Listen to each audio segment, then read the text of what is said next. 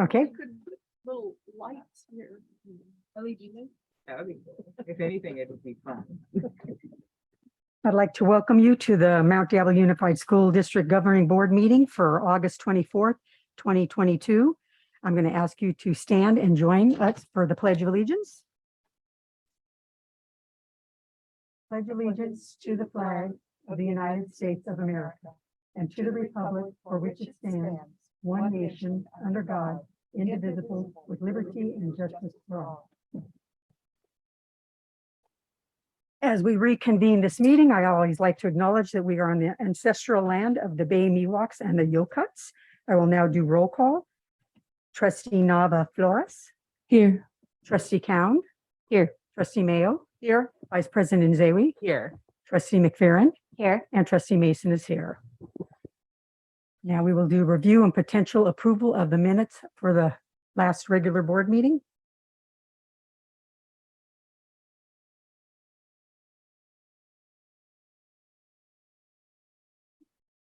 I will entertain a motion. Madam President, I move to approve the minutes for the regular board meeting, August 17th, 2022. Thank you. Second. We have a motion and a second. Trustee Nava Flores. Yes.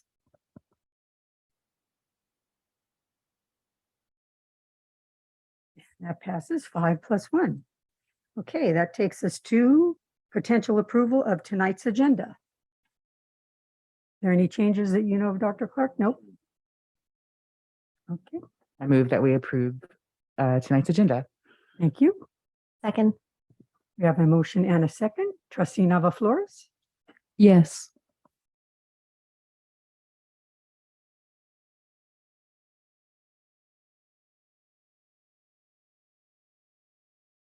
And that passes 5+1.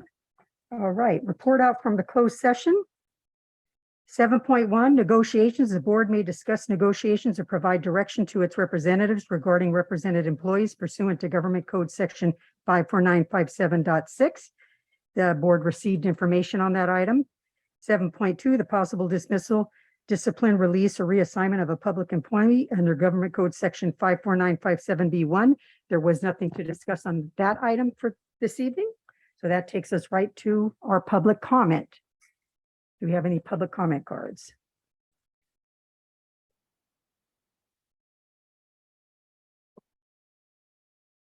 The public may address the board regarding any item within the jurisdiction of the Board of Education of the Mount Diablo Unified School District that is not on this agenda. These presentations are limited to 3 minutes each, or a total of 30 minutes for all speakers.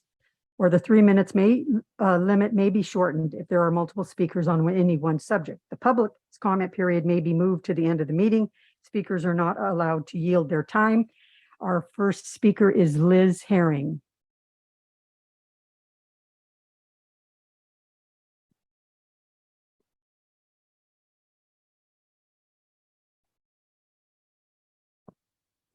Board members and Dr. Clark.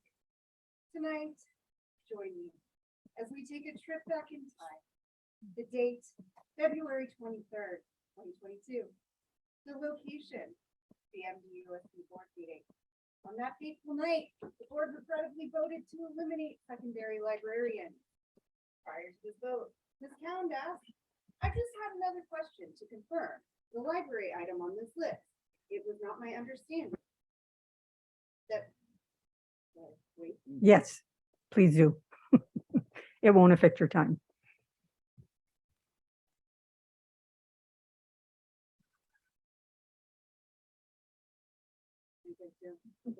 Go ahead. I can go. Yep. Okay. It was not my understanding that we are voting on closing libraries, to which Dr. Clark confirmed, we are not voting on closing libraries. At that same meeting, I addressed Dr. Clark. He waved me off and said, don't talk to me, don't talk to me. So I guess I'm asking the board, do you think that he was being dishonest then, when he said the libraries were not closing? Or do you think that he's currently failing to uphold that claim now? Because as I see it, it's one or the other. Libraries are closed. There are 2 libraries currently open at the secondary level, and only one is staffed by a librarian because regulations require a librarian in an IB school. The Northgate Library remains open with an IMA working outside of their job description, which, as you know, is a violation of their contract and subject to investigation by the state board, also known as PERB. Also, technically, they're in charge of students, which is a violation of ed code. Also not good. The Concord High Library shares its space with the College and Career Center. The library site is dark and personal, with stacks of books and assigned reads. Due to district budget cuts, the library and library services are not accessible. Please visit the Contra Costa Library for books and services. The recently remodeled and renovated MDHS library remains closed. Why did they invest all that money? And why did I invest all of that time and energy to make it beautiful? Why did you say the libraries would not close? When at the time, most of the secondary libraries were already closed, and I was keeping 2 of the 5 high school libraries open single-handedly. Ms. Mason, at the same meeting, you claimed if all those millions and millions of dollars come in that we keep hearing are gonna come, we can easily put that right back. Correct me if I'm wrong, but didn't we get the millions and millions of dollars in the budget? Didn't that happen? Didn't we see a large increase of funds in June? So were you being dishonest then when you said you'd easily put it right back? Or are you just failing now to follow through with your claim? Because again, one over and over. Additionally, at the same meeting, Ms. Mason, you brought up the NHS library and said how it was the most functional secondary library in the district because they have an IMA running. This shows your ignorance about the role of a teacher librarian. You know you were an IMA. So you think that they can cover for a librarian, but an IMA is a completely different role than a librarian. A librarian is a specialist with a separate teaching credential and offering a master's degree, both of which represent years of education and training. A librarian creates curriculum, provides professional. You have about 10 seconds. Curates collections, determines what resources are appropriate for specific activities, and teaches. An IMA processes materials back to Newport and checks out textbooks. If an IMA is checking out library books, setting aside the fact that they're working outside of their role, they are doing a small fraction of what a teacher librarian does. Regardless of the actual descriptions of the job an IMA should be doing, it bears repeating that it's illegal, and you cannot have classified employees in charge of students. You should know this. You can wrap up. Thank you. Yeah, there's a deep distrust between staff members in the district and board members, and it's because you make claims like, we are not closing the libraries, right? And they were already closed. And if we get the money, we'll put it right back. And it didn't happen. So. Expired. Yep. Thank you. Time expired. I'm sorry. Thank you so much. I did. Do we have any other public comment? Oh. Coming up. Cora Mitchell.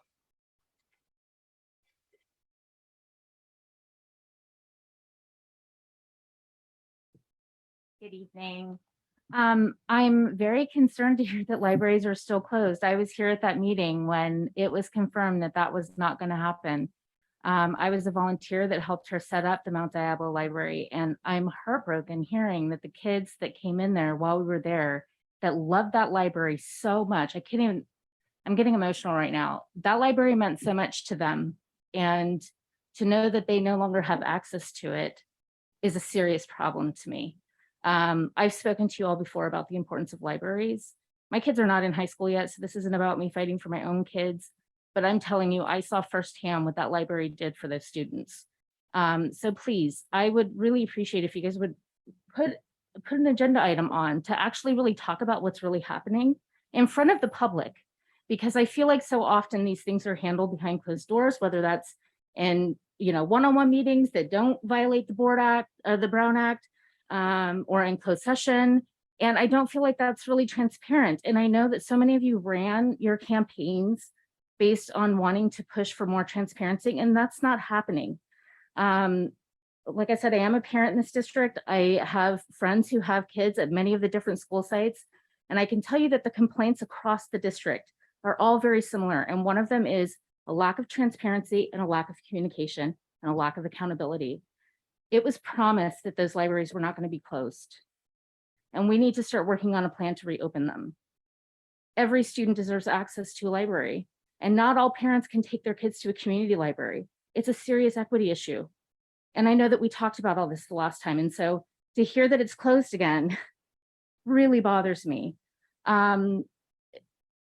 I know that there was a lot of sort of pushback about the parents from Northgate wanting to annex from the district. And it being blamed on racism. And I'm not saying that there weren't components of equity issues that were involved in their process, because I do believe that there were some problems there. But I also know that the complaints that you hear from the parents at Northgate are very similar to the complaints the parents have in Bay Point and very similar to the parents in Concord. There are serious problems in this district and they're not being addressed, at least not publicly. So please, I'm asking you, honor your campaign promises to bring more transparency to this board, speak to parents and honor what's being told to them. Be honest about what can and cannot be done, because empty promises just makes people more mad. And there really needs to be more coordination about things. My school site was supposed to get CARES this year, and the job postings didn't go out until a week beforehand, or a week or two. So naturally, there was not enough staffing. And so a lot of our parents are now without childcare. And we didn't find out until the day before school started. People got texts at 5 o'clock the day before school started, notifying them that they did not have childcare. That's the kind of experience that parents are having. So please be more open, please be more honest. I'm not saying that you're being dishonest, but just please be more genuine in the responses that we get. Give us more credit that we deserve to hear what's actually going on, and hold the district accountable to the things that they're saying. If they're telling us that the libraries aren't going to be cut, we should be able to see what the plan is to actually implement that. So I'd like to see what the plan is to reopen those. Thank you. Thank you. Is that it for public comment? Okay. We'll move next to communications. District organizations at regular board meetings, a single spokesperson of each recognized district organization may make a brief presentation. Items are limited to those that are informational. Do we have any cards for that? Nope. Okay, then we'll be going on to 10.0, recognitions and resolutions. 10.1, review and potential approval of resolution 22/23-7 in recognition of Attendance Awareness Month. Dr. Clark. Great. Thank you very much, President Mason. So Attendance Awareness Month of September 2022. And just for those in the audience watching, when we have resolutions, usually I read the opening paragraph and the closing paragraph. The resolutions are posted on our board agenda. This is just to get us to be able to move through this process and allow the board to have preliminary information on whether or not we want to adopt these resolutions. So for Attendance Awareness Month, whereas daily attendance is essential to student achievement and graduation, and we are committed to dedicating our attention to ensuring that all students have access to rich and supportive learning opportunities in all instructional settings. Whereas as the ripple effects of the pandemic continue to rattle the nation, paying attention to attendance is more crucial than ever. In schools, students must be present and actively engaged in learning if we are to recover from the pandemic. So now, therefore, be it resolved that the Mount Diablo Unified School District proclaims that our schools will stand with the nation in recognizing September as Attendance Awareness Month. We hereby commit to our continued focus on reducing chronic absenteeism to give all students an equitable opportunity to learn, grow, and thrive academically, emotionally, and socially. This item is now in the hands of the board.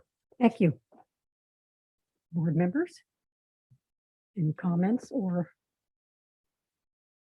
motions? Okay. Very brief comment. This resolution focuses on chronic absenteeism, which being sick is usually not. And so I would just still encourage everyone to stay home. It is all right to be absent when you are sick. We can get over the culture of attending work and school and spreading our germs, and we are still in a pandemic. So don't be scared to stay home.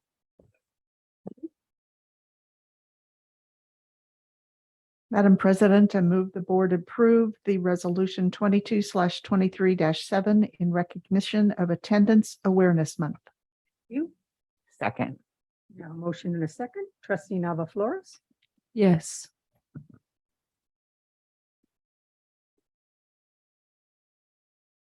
And that passes 5+1. Okay, next We have 10.2, review and potential approval of resolution 22/23-9 in recognition of Deaf Awareness Month, International Week of Deaf People, September 19th through the 25th, 2022, and International Day of Sign Language, September 23rd, 2022. Dr. Clark. Deaf Awareness Month, International Week of Deaf People, and International Day of Sign Languages. Whereas the deaf population includes a wide range of individuals, from those who were born profoundly deaf and use of American Sign Language, in other words, ASL, as a primary means of communication, to those with a degree of hearing loss who use hearing aids or other forms of amplification and communication modes. And whereas the state of California benefits from the many contributions of deaf, deaf-blind, and hard of hearing residents throughout the state. Now therefore be it resolved, the governing board of the Mount Diablo Unified School District hereby proclaims the month of September as Deaf Awareness Month, the week beginning September 19th through the 25th, 2022 as International Week of Deaf People, and September 23rd as the International Day of Sign Language. And be it further resolved that this resolution be distributed to all schools within the district. Madam President, this item is now in the hands of the board. Thank you. Board members? I would love our district to continue to expand our linguistic access to our events and meetings, to not only provide Spanish interpretation, but I don't know how many languages, I'm sure you can tell me, we have spoken in our community, and to include American Sign Language interpretation during our events. And I will offer a motion to approve this resolution 22/23/9. Thank you. Second. Okay, we have a motion and a second. Trustee Nava Flores. Yes.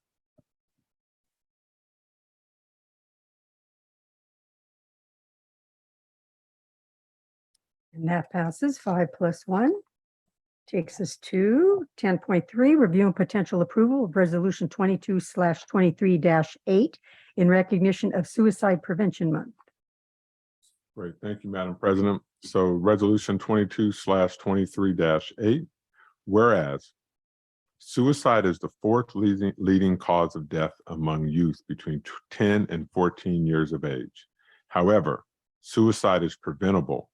And whereas the Mount Diablo Unified School District is committed to helping schools develop systems of supports, interventions that focus on meeting the academic, social, and emotional needs of students.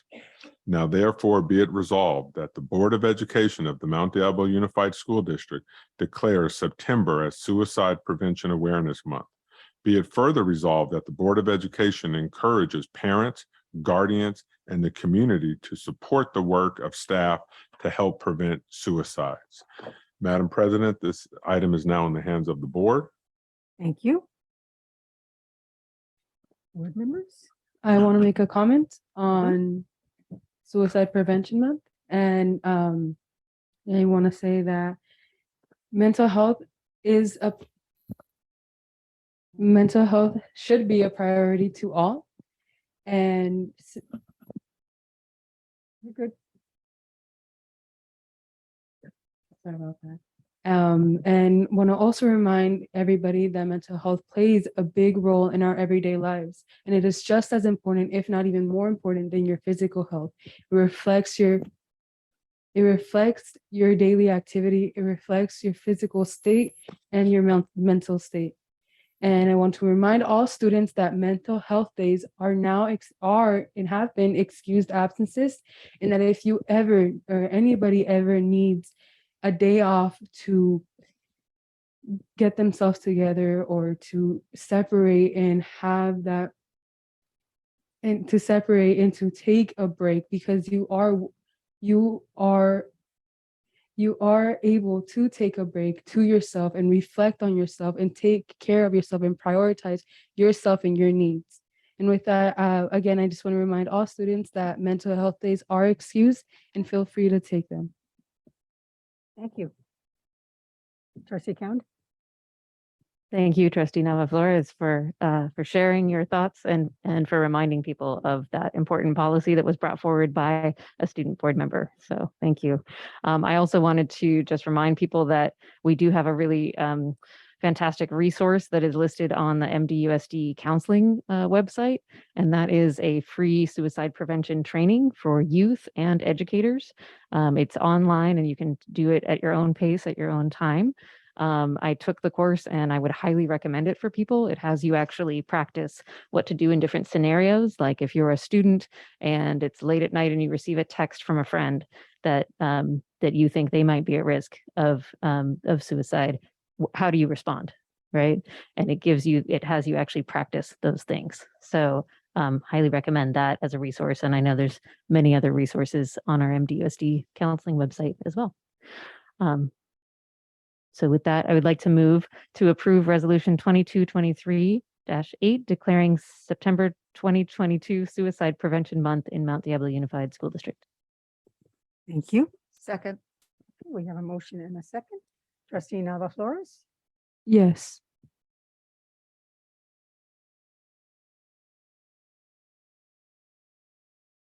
And that passes 5+1. Very good. Okay, public employee appointments. Review and potential ratification of classified personnel appointment, district-wide DMA unit members. Dr. Clark? Yeah, and we have Dr. Scudero is going to present these items.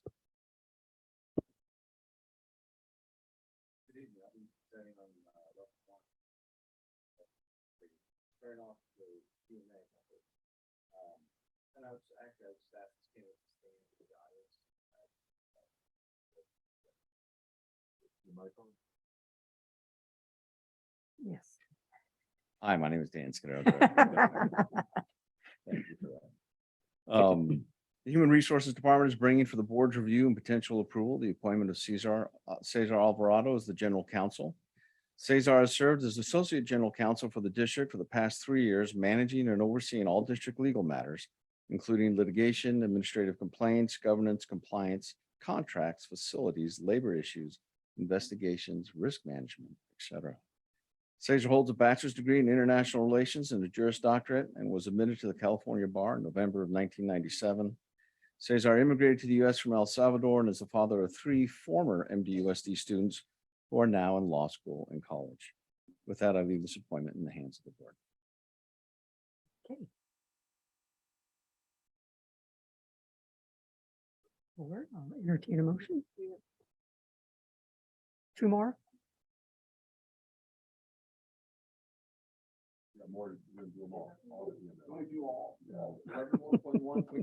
All at the same time. Yeah. Got it. I'm sorry.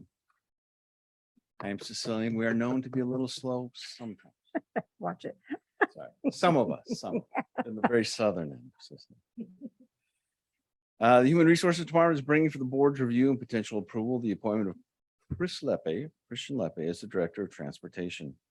Chris has been an instrumental part in bringing electric school buses to MDUSD and will continue to pioneer that program for the community and students. Chris graduated from Cosmo's Transportation Leadership Academy last year in order to better serve MDUSD. In Chris's free time, he likes to roam the earth with his partner Jessica, traveling and exploring new places. With that, I leave this appointment in the hands of the board. Now I'll entertain a motion. Madam President, I move that the board move to ratify the appointments of administrators as listed. A second? Second. Trustee Nava Flores? Yes.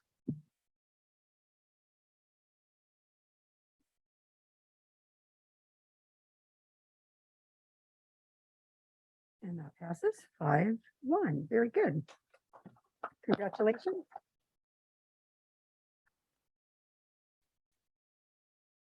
Okay, that takes us to 11.2, Dr. Scudero. Thank you. HR Department is bringing for the board's review and potential approval the appointment of Sean Carmen as the program specialist for special education. Sean has worked in education for over 15 years, with most of those years serving in Title I schools. Sean has also worked in NPSS as well. Sean holds a bachelor's degree in communication, exercise science, and nutrition, and a master's degree in educational administration. Sean served in the U.S. military for 6 years and is proud that he started to pursue his dream of obtaining a higher education degree in special education prior to enlisting, continued during enlistment, and completed after its honorable discharge. With that, I leave this in the hands of the board. Thank you.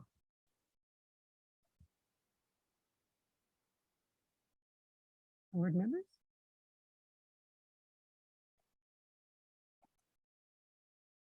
I move that we approve the appointment of Sean Carmen as program specialist for special education. Thank you. Second, We have a motion and a second. Trustee Nava Flores? Yes.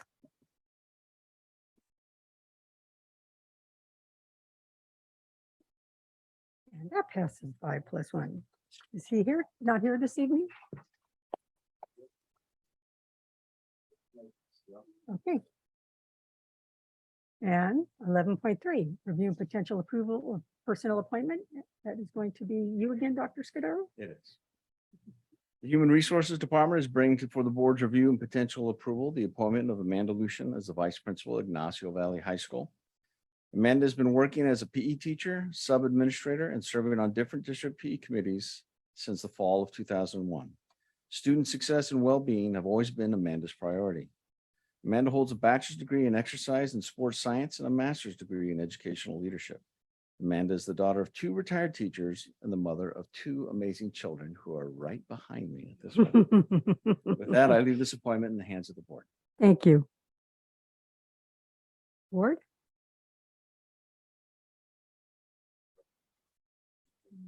Madam President, I move to approve the appointment of Vice Principal Ignacio Valley High School, Amanda Lucian.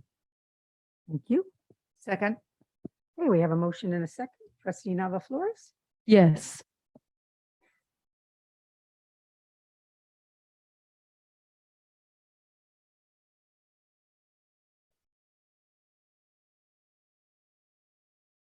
And that passes 5-1.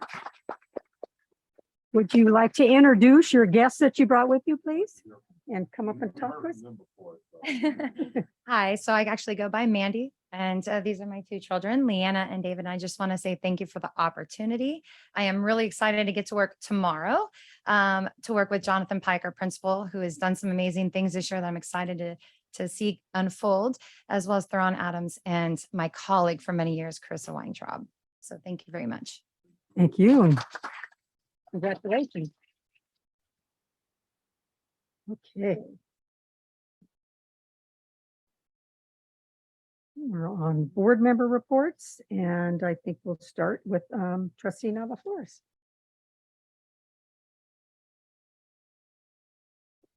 So good afternoon to you, to everybody.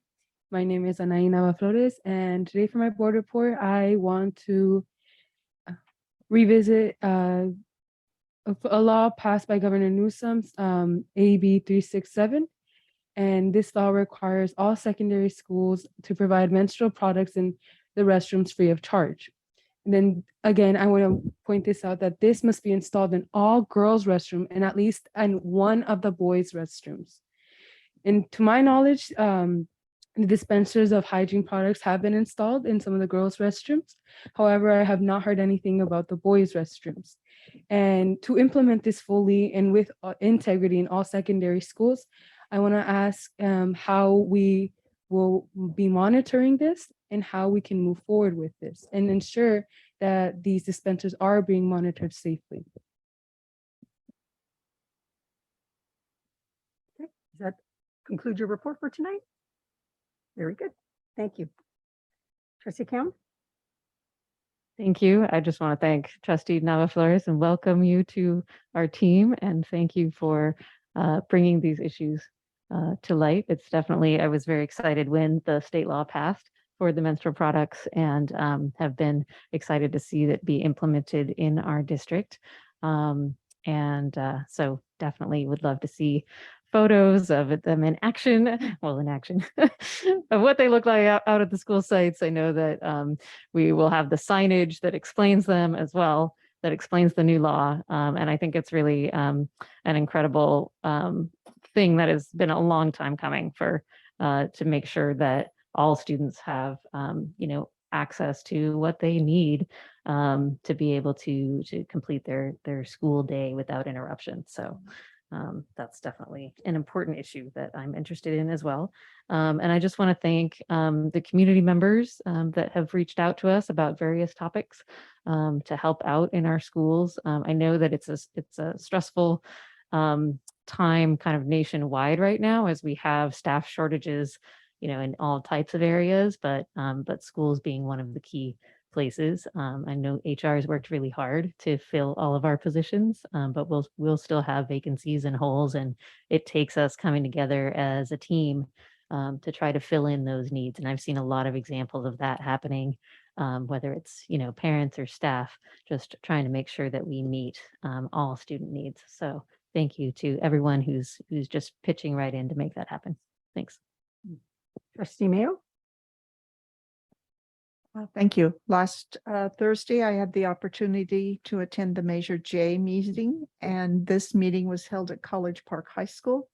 By holding the meeting at College Park, we had an opportunity to see an example of the LED lighting installation that will occur throughout the district. And oversight committee members seemed to be pleased, at least they appeared to be pleased in the lighting that was presented.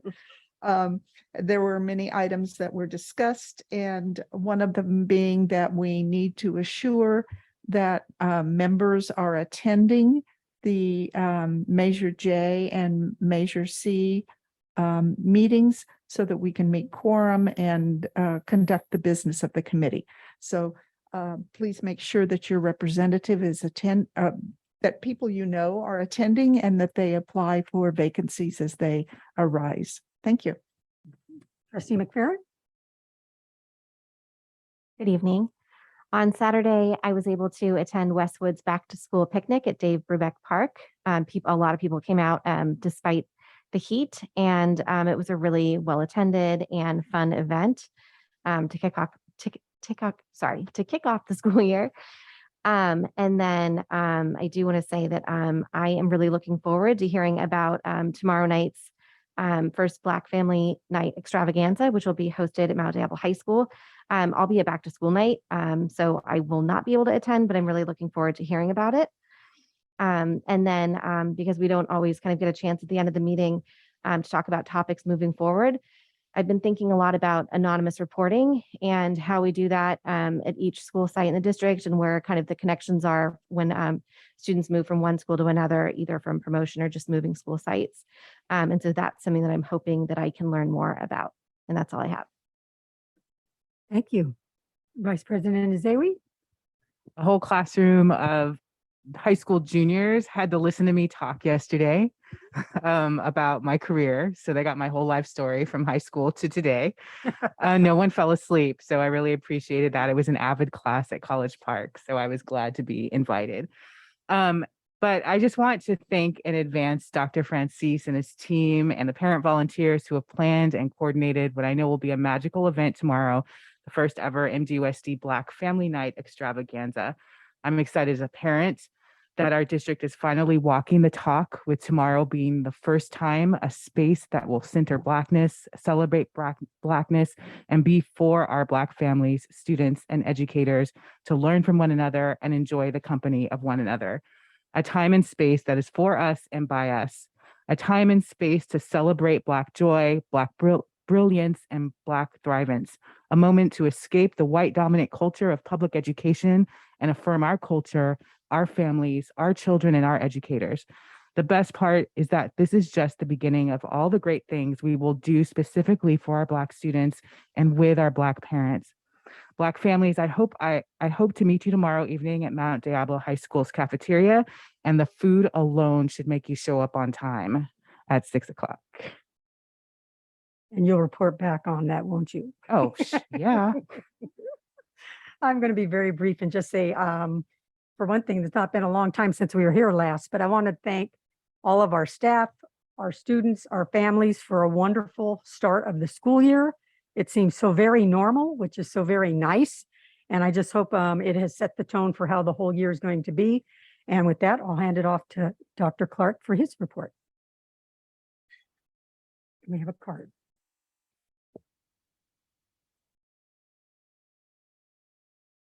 What's it about?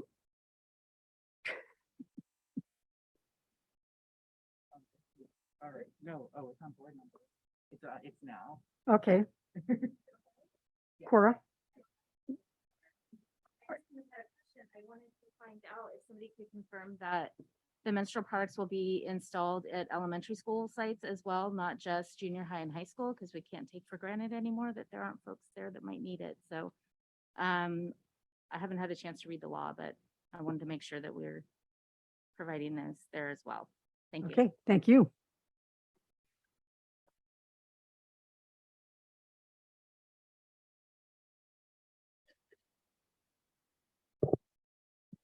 Great, thank you, board members. I have a somewhat brief report tonight, but before I begin, I just want to highlight our LCAP goals, and I'm not going to go through all of them. I think just tonight I will highlight the goal number 1, that all students will receive a high quality education in a safe and welcoming environment with equitable high expectations, access to technology, and instruction in the California state standards that prepare them for college and career. I think of our LCAP goals that this one really sets the tone about those safe and welcoming environments where all students are going to be held to very, very high expectations. I had the privilege today to witness many of our educators going through training with TNTP, and this board approved that contract. I want to thank you for that. And it started off, although it was the first training of the year, it really did focus on high expectations for all students. And not only that, if educators have high expectations for the students will return those expectations of them. And he was showing how that kind of works in the classroom setting. And the other focus on the session was on the grade level state standards, on how it is absolutely imperative that all of our students are exposed to and immersed in their grade level state standards. We're not going backwards. We're not, dealing with loss or things from the past. We are accelerating our learners. And in a room full of educators, there was great conversation taking place. And so we're really looking forward to that partnership with TNTP, which will help us really meet that goal, number 1 in our LCAP. And I'll go over the other goals at a later meeting. I also just wanted to refer to our triangle of equity and unity and opportunity that we worked with in conjunction of CCEE. And I just want to highlight the foundational part of the very bottom, which is that educational equity. So how do we provide each and every one of our students with what they need to realize their dreams of college and career? So really grounded in these goals and these visions of the district, and we will continue to work to meet these goals and make sure that we're recognizing the contributions of our students, and we're providing that welcome environment for all of them. So what I want to go over next, I want to give a brief update on summer school. So ever since the pandemic, our summer schools used to just be extended school year, and I'll explain what that is, or high school students making up credits. However, with extra funding from the state and some money from the feds that help offset it, we've been able to really serve many, many students. So as you can see, we're well over 3,000 students being served over the summer with summer school. And so just think of those extra opportunities for learning and engagement that took place. You can see our elementary sites and preschool sites that were open, and then also the middle schools, and then also all of our all of our high schools except YV, and that's because they were getting a roof put on and a paint job over the summer. So those students went to Concord High and other high schools. So those were our sites. Just some highlights here for the elementary that I kind of want to just kind of really call out. We're very, very proud of that. I think this is also a kind of detailed look at the many different programs that we offer here throughout the district. So 14 sites were served, 8 to 12. If you look at the 27 extended school year classrooms located across 7 of the sites, and I'll talk about that in some upcoming slides, but 8 of our classrooms in Bancroft, Cambridge, and Meadow Homes provided a Spanish language instruction. So I think that's something that we've invested a lot of time and resources in. And then also with our 5th grade students being invited to attend summer programs at the middle school. So sort of a bridge to those schools. 7 of our schools were identified as community feeding schools, which the community came out and really took full advantage. And all of the sites served second chance breakfast every day. So those are just some of those elementary highlights that I wanted to bring to your attention. In the middle school, we had different sessions. So they were either a 2-week session or a 4-week session. And it was really focusing on that orientation of those incoming 6th graders. And then also with the AVID strategies, and AVID is a program that we have throughout our district. And it really does help take those middle school students and start working with them on the process of going to college. And again, we're preparing students for college and career, but the strategies and resources that they're exposed to in AVID will really help them explore either college or career. There was a heavy emphasis on social emotional learning throughout our middle school programs. We understand the uniqueness of middle school students and sort of what they're going through, and some of that hesitation of leaving elementary school and going into middle school. So very proud of the faculty and staff that put on the middle school summer programs. And then in high school still is essentially credit recovery, and again with the pandemic and just life that happens, we do use it for credit recovery. I'm not quite sure if there's grade improvement opportunities. Sometimes, in the past, sometimes if you received an F, then you could go to summer school and make up that F.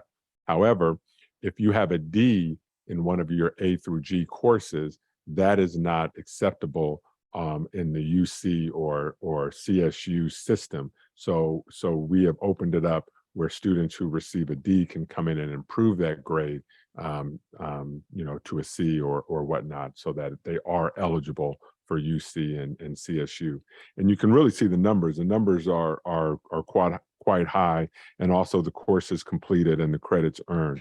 And our summer schools, we do use Apex, which is an online platform for students to be able to engage in the curriculum.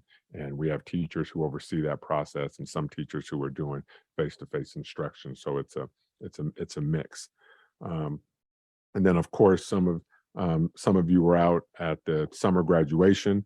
We do have some students, 39 actually, who in June, they were short a class or 2. And so these 39 students were able to take summer courses, meet their requirement, and we held a lovely ceremony for them over at Concord High School. And I want to thank Samantha Allen, our Director of Secondary Education, and her team who really organized that event.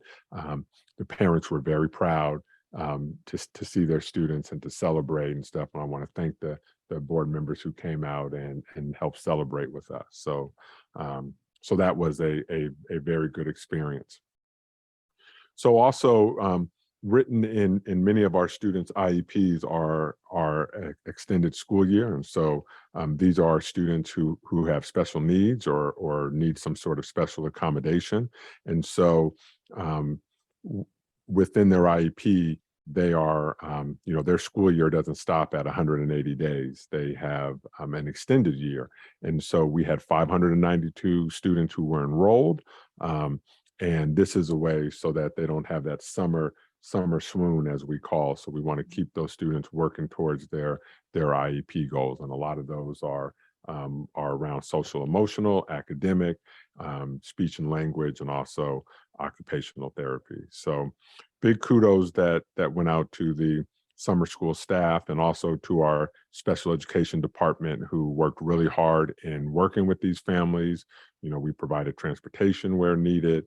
And also, we've all throughout the state and country have been having issues with hiring and staffing. So again, to be able to provide this experience over the summer, I want to acknowledge that. And then we also were able to hold some special skills camps over the summer, and so those were available K-12, and also covered our ELA and math and some other functioning skills that our students benefited from. And then right along with summer school, which really helps those parents who still need childcare, safe place for their students to go. We had our CARES programs that ran simultaneously next to summer schools on some of our sites. And so here's a list of those CARES programs, and then also just some of the highlights, right? The field trips, the garden and cooking education that takes place. I know President Mason, she leads a group. For any middle schooler, when you see a drone camp, being offered or whatnot, I think they'd be lined up to go and take that on. And then also just some of our outdoor service providers, Street Smarts, Bike Blenders, Mad Science, life science stations and whatnot. And then 40 middle school students attended camp in Concord and from Concord in South Lake Tahoe. So we had a lot going on, in some of our campuses over the summer. And then also just to highlight our early back program. So again, these were just ways to avoid that swoon. And this was happening basically the week before school started. And, we were able to bring, close to 400 students back, and it was, all around enrichment and STEM and things like that. It was, a fun way to kind of ease kids back into the learning. So very pleased with our summer programs. Again, it's not the regular school year, so sometimes we're shifting staff around, administrators, things to that. So it's not of the 8 to 3 program that we put on during the regular school year. But instead of just having students at home, from what I hear, playing video games or maybe being unsupervised or taking care of siblings or something, to be able to open up our schools and provide this opportunity is something that I think this board should be very pleased with. I'm very pleased with Jen Sachs and her team, who put this on, and also Dr. Aguili, who oversees our special education department. And there's just so many hands that went into this. At last week's meeting, I recognized our maintenance and operations team. And so just think of the coordination that needed to take place to get all the work done, and plus having, close to 3,500 students on and off our campuses during the summer. And that doesn't count our high school athletic teams and things of that nature. So a lot going on, and did want to provide that report to the board. And just to touch on a couple of the questions, the secondary libraries, that's a site thing that the sites are working on. We've been in school for 10 days. As folks know, we're still balancing classes. We're still shifting students around, things to that nature. And so students will have access to our libraries. It may not look as it was, as we're coming out of this pandemic. We're not just going back to the way school was, we're looking at the way school could be. And so, did want to acknowledge that. And then I also just wanted to acknowledge with the feminine hygiene products, it is a new state law. And so there are supply chain issues. I've shared, we have some I want to say dispensers, but I don't want to mispronounce and say dispensaries or anything like that. So some dispensers we do have in some schools. It's not uniformed across the district yet.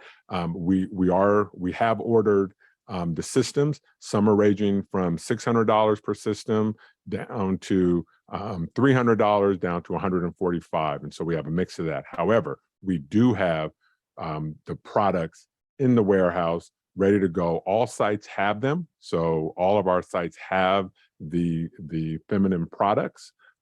However, not all the machines are working and are up to code just yet. And then we also have to provide one in the secondary schools in one boys' bathroom per school site. And we will do that.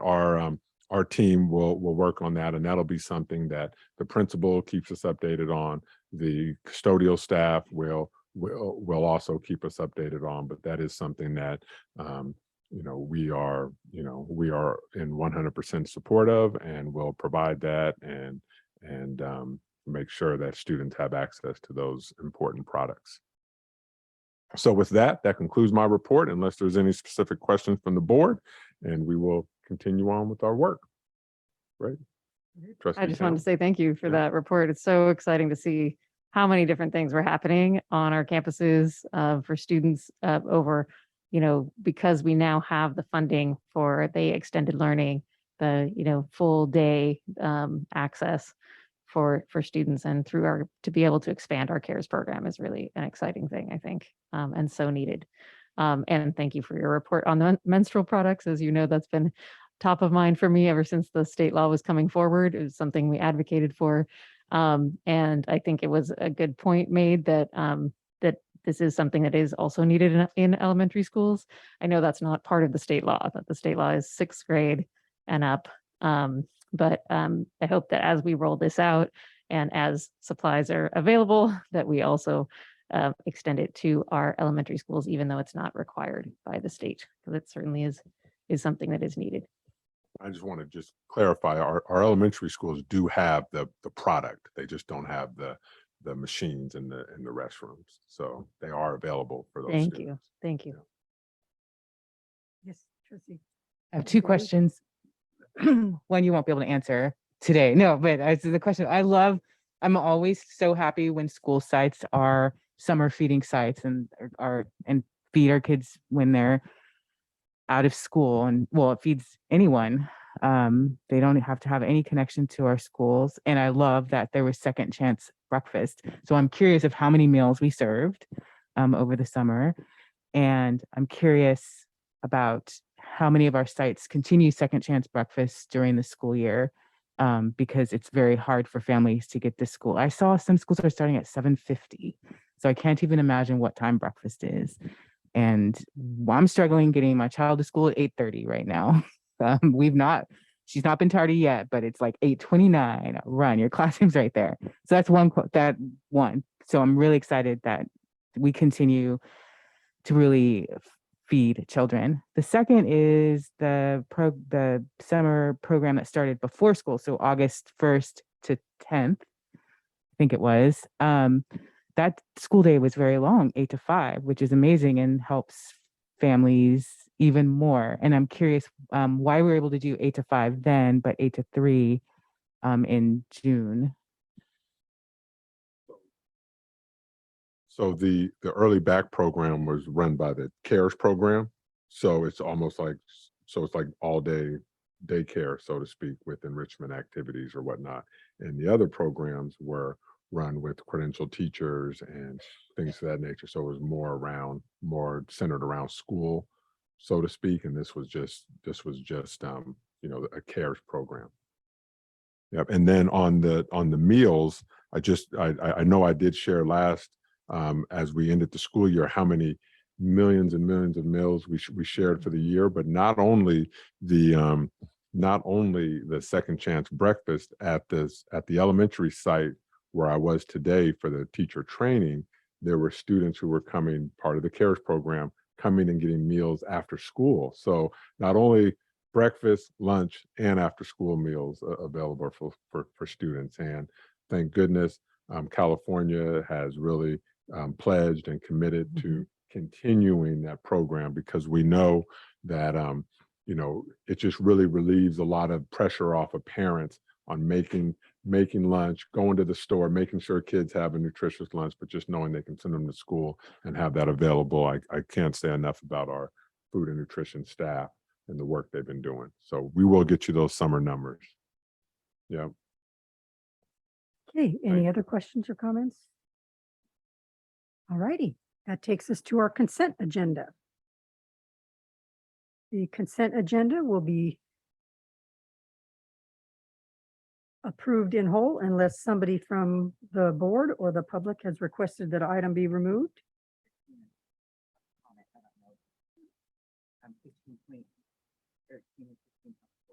Okay, so we are having a comment on 15.14 or a question.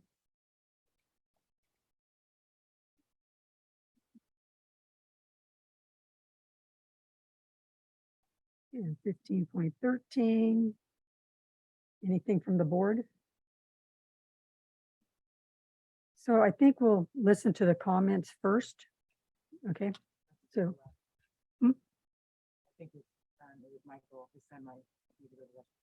Oh. So is Michael in here? Or he had to, okay, he just went out the door, okay.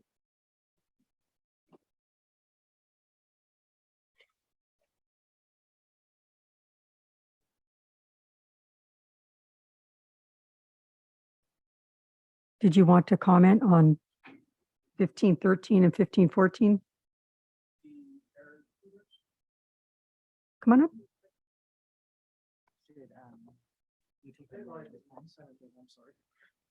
Okay, so 15.13 first, which is approval of independent service contract between Mount Debra Unified School District and Air Tutors.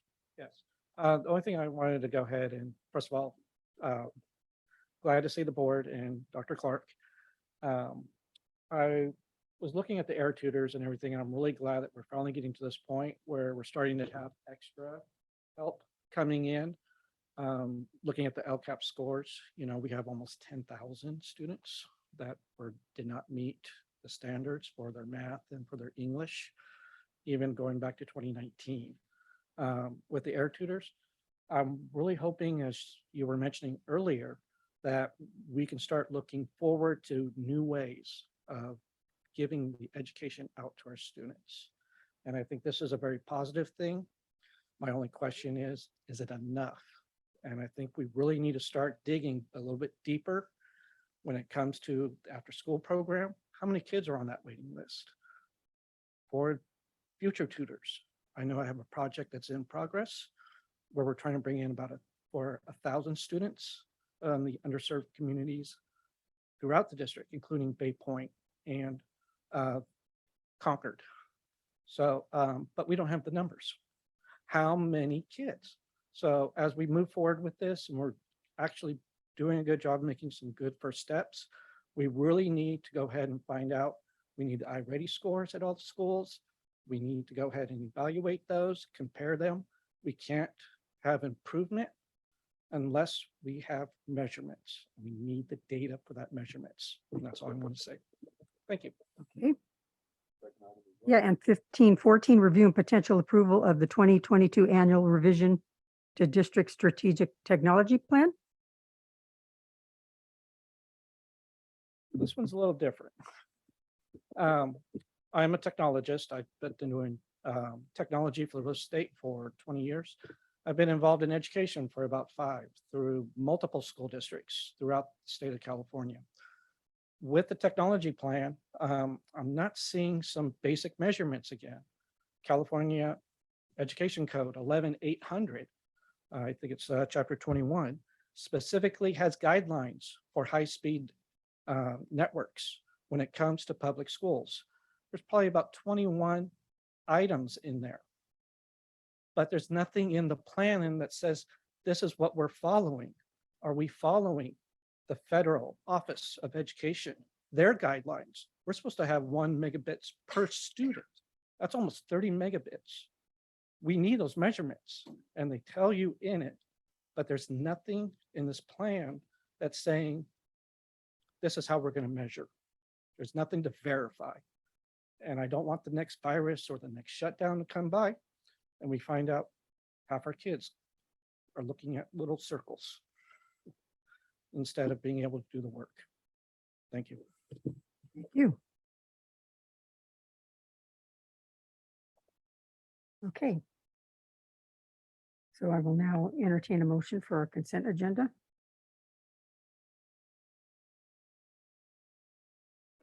I move, sorry, I move that we approve the items listed under the consent agenda. Okay. Second. Did you get it? Did you get that? Nava Flores second that? Okay, I was speaking over her there for a minute. Okay, trustee Nava Flores, Yes. that passes 5+1. Okay, that takes us to business item 18.0. Review and potential approval of authorization to proceed with negotiations for the divestiture of radio license at previously approved reduction as previously approved reduction. And So yeah, so we're going to do our presentation first and then we'll Good. entertain a Alrighty. comments. So, yeah. Need the clicker. no, that's okay. So we have Mr. Alvarado, our general counsel, and he is he's going to take this item.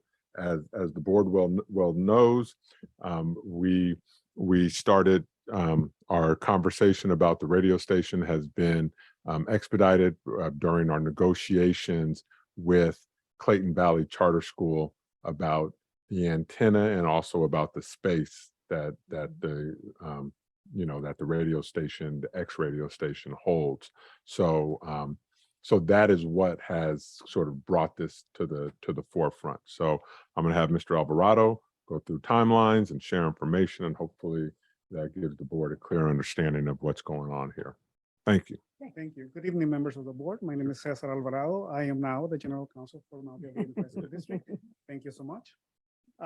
I want to go, first of all, we are bringing this item to the board to allow us to proceed with the divestiture, or essentially the sale of the license, as approved previously by the board as an item for reduction. This was approved in February of this year, but we are bringing it also today to the board for discussion, as well as to allow the public to comment on this matter in an interest of transparency. I want to go briefly over the items, over the history of the KBHS, where we were, where we are, where we're going with it. Some of us were members of the board, or were present here with Mount Diablo during the time when all of this came about and the radio station stopped functioning for our educational purposes. But I'd like to go kind of briefly over where we were and where we're going with this. Number one, KBHS was founded in the mid-1960s. It was funded by a regional occupational program grant for broadcasting classes at Clayton Valley High School. At the time, of course, Clayton Valley High School was part of the Mount Diablo Unified School District. Unfortunately, in 2012, Clayton Valley moved to become a charter school as a conversion charter school. At that point, we lost access to Clayton Valley campus. They are entitled under law to retain the campus once converted. The radio station at the time became unusable for our purposes because we had lost access. We as a district looked into transferring or to relocating the radio station to other high schools in the district. That unfortunately did not happen, well, because it was expensive to do so, and no side wanted to incur the expenses of transferring the radio station. Around that same time, the ROP stopped all funding to the radio station. That meant that there was no funds to proceed with the classes. There was no way for us to proceed with the classes in any event. So all educational classes ceased as of 2012. Since then, there has not been a Mount Diablo Unified School District student who has taken a class on broadcasting or utilized a radio station for an educational purpose. In 13, actually, this board or the board that was sitting at the time authorized the staff at the time to proceed to sell the station, or at least to proceed to explore the sale of the station, or to lease the station to a third party for their use under the direction of the school district. Now, there was an offer that was issued at the time by KQED. KQED is a public radio station under the National Public Radio Network that was issued. There was community objection to that. Community, again, the community came and expressed their feelings that the radio station should be kept, should not be sold or provided or given to a third party. The board at the time decided or did not elect to proceed with the sale of the radio station, with the understanding that the radio station would be eventually used or reused for an educational purpose. Perhaps additional funding would become available, perhaps it could be moved, and it could actually be used by students for Mount Diablo Unified School District. That was 10 years ago. Since then, again, no Mount Diablo Unified School District student has been able to utilize a radio station, which currently sits essentially in a walk-in closet, just about the size of that room at Clayton Valley High School, or Clayton Valley Charter High School. There was, as you all know, we have had long-term ongoing litigation with Clayton Valley as a charter school. There was disputes over facility use that goes back multiple years. When that occurred, the issue of the radio tower itself became an issue. We are now in the midst of discussions with Clayton Valley. I cannot go into the details of what those discussions entail, but I can tell you that part of their settlement request and demand is for the removal of the radio tower because it is deemed unsafe. So we'll go to the next slide. So I want to kind of in the theory that a picture is worth 1,000 words. I just thought I'd add some pictures so that we can discuss really what are we talking about?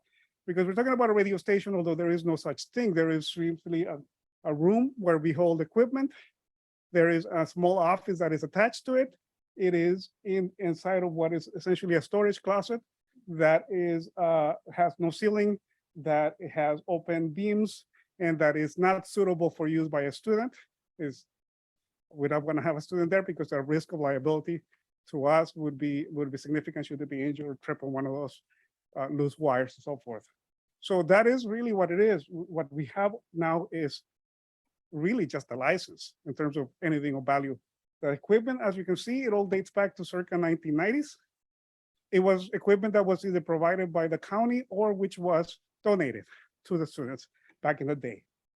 The tower was erected back in the 1960s. It long ago lost, or whether its lifespan was expanded long ago. So now it is, there was a study that was conducted by an engineering firm. Now it is potentially a safety hazard. Things are falling off, so it needs to be replaced or it needs to go. Again, the request by Clayton Valley Charter School is that the tower go because they deem it a safety hazard. So why are we here today? We're here again for the board essentially to take off the Band-Aid, and we are requesting that we be allowed to proceed as the board has previously determined in a reduction of this program, that we are be allowed to proceed with the divestiture or the sale of the license. I want to say the board actually authorized us to renew the license. It has significant value. In 2021, we did that. We renewed the license. We also transferred the license from what was Clayton Valley High School, which no longer exists, to Mount Diablo Unified School District. So the board is now officially the owners, operators of the license. With the license, of course, and we've always been this, we also bear responsibility for its use and operation, and we also bear the liability that comes with that. There are FCC regulations that require that the station continue operating. Otherwise, the license elapses or is taken away. We have managed, I think, again, kind of to the Band-Aid process to keep it operational, but it does not broadcast any educational materials, and it is not used by our students. So again, this issue came up in 2013. It comes up again. We are back kind of where we started. We are now exploring evaluation and the divestiture of the license. There is an offer that has been made, as it was back in the day. There is an offer from a radio station provider, Caleb, to buy the license. I cannot, again, go into the details of the negotiation, but I can tell you that we upon your approval of this item, we can then proceed to the negotiations. And of course, all final sales are subject to board approval, as is really any contract ultimately that the district may enter into. Where we are now, of course, is that we are again in the midst of settlement negotiations, which is going to necessitate for us to either remove the tower or move the radio station somewhere else, or rebuild the tower. We have looked into the issue of what the potential costs are that we are looking at as a school district. The amount that is listed there of $50,000 to $100,000 for a new tower is actually low. We just got a quote today for yesterday, for $150,000, because it's going to require an engineering study, it's going to require permits, and it is also going to require the construction of a new license, of a new tower. Cost of operation has been roughly about $50,000 to $100,000 a year. It was more in the beginning. We have since essentially turned it into a bare bones operation, as you can tell. And so we have been able to reduce costs over time, but they are ongoing. And finally, and I think this is something that is kind of lost in the shuffle, there's a reason why I'm here in front of you presenting on this item, even though I am not a licensed radio operator or manager. I have very little expertise on the subject matter. Is that we as a school districts are educators. Our job is to educate and provide for our students. We are not radio operators, and upon the license not be, or the radio station not being used for educational purposes, it's in large part because we actually don't know what use or how to do of it, because it is not within the purview of our duties or our mandate. There was discussion, and I understand from previously, about, well, can the school district just simply hand it over to somebody else for them to operate it on behalf of the public? Well, no, not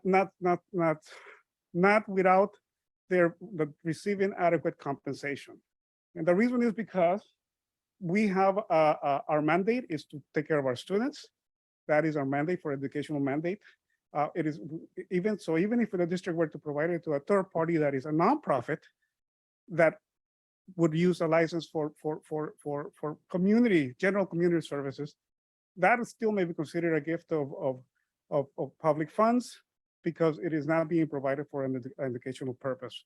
So I want to caution the board that we can go that way, but there may be repercussions as a result. It has been deemed to be a valuable asset, and so therefore, as staff and as a board, we have the duty to maximize that and use the resources for our students. Thank you. I have one question. When does the license expire? So what is our time frame to do something? So the license expires every 8 years. Actually, it was every 5 years, but now it's 8 years. We just renewed it in December at the direction of the board. We have it for another 8 years. But again, we are in the midst of negotiations. So physically, and I don't want to promise anything in terms of what is ultimately a settlement discussion with a third party, but more likely than not, we will have to move the radio station from where it currently is. Either we have to incur expenses to do so, or we have to proceed with the sale of the license. And just, Mr. Alvarado, point of clarification, as you have been saying, we're in the midst of negotiations. Can you just be very clear? Are we in negotiations with Clayton Valley High School, Clayton Valley Charter High School folks, or are we in negotiations with Caleb or whoever Okay. this? Yeah, and because- my because- apologies. yeah. That does sound confusing. We are in the middle of settlement negotiations with Clayton Valley High School. We are not in the middle of negotiations to sell the license. We have an offer, however. It is a good faith offer that we would consider upon your approval tonight. And then there may be other offers that may be provided. I do want to note that because it is an item, again, that has value to the school district, we do have an obligation, just like when we go out to bidding to buy the product that is at the lowest value. We do have the certain obligations towards the school district and towards public funds to try to maximize the value of the license. And therefore, typically that would mean that you take the highest bidder. That is our duty as stewards of public funds. Any other questions from other board members? We have several public comments, so, okay, let's go with the questions first. Can you talk about what the other possible offers are? If we can hand it over to a nonprofit organization? I cannot go into detail. There is one offer. There may be more. Typically, we'll be engaged in negotiations on behalf of either obtaining a product for the district or obtaining an asset or selling an asset. Those negotiations are held in private.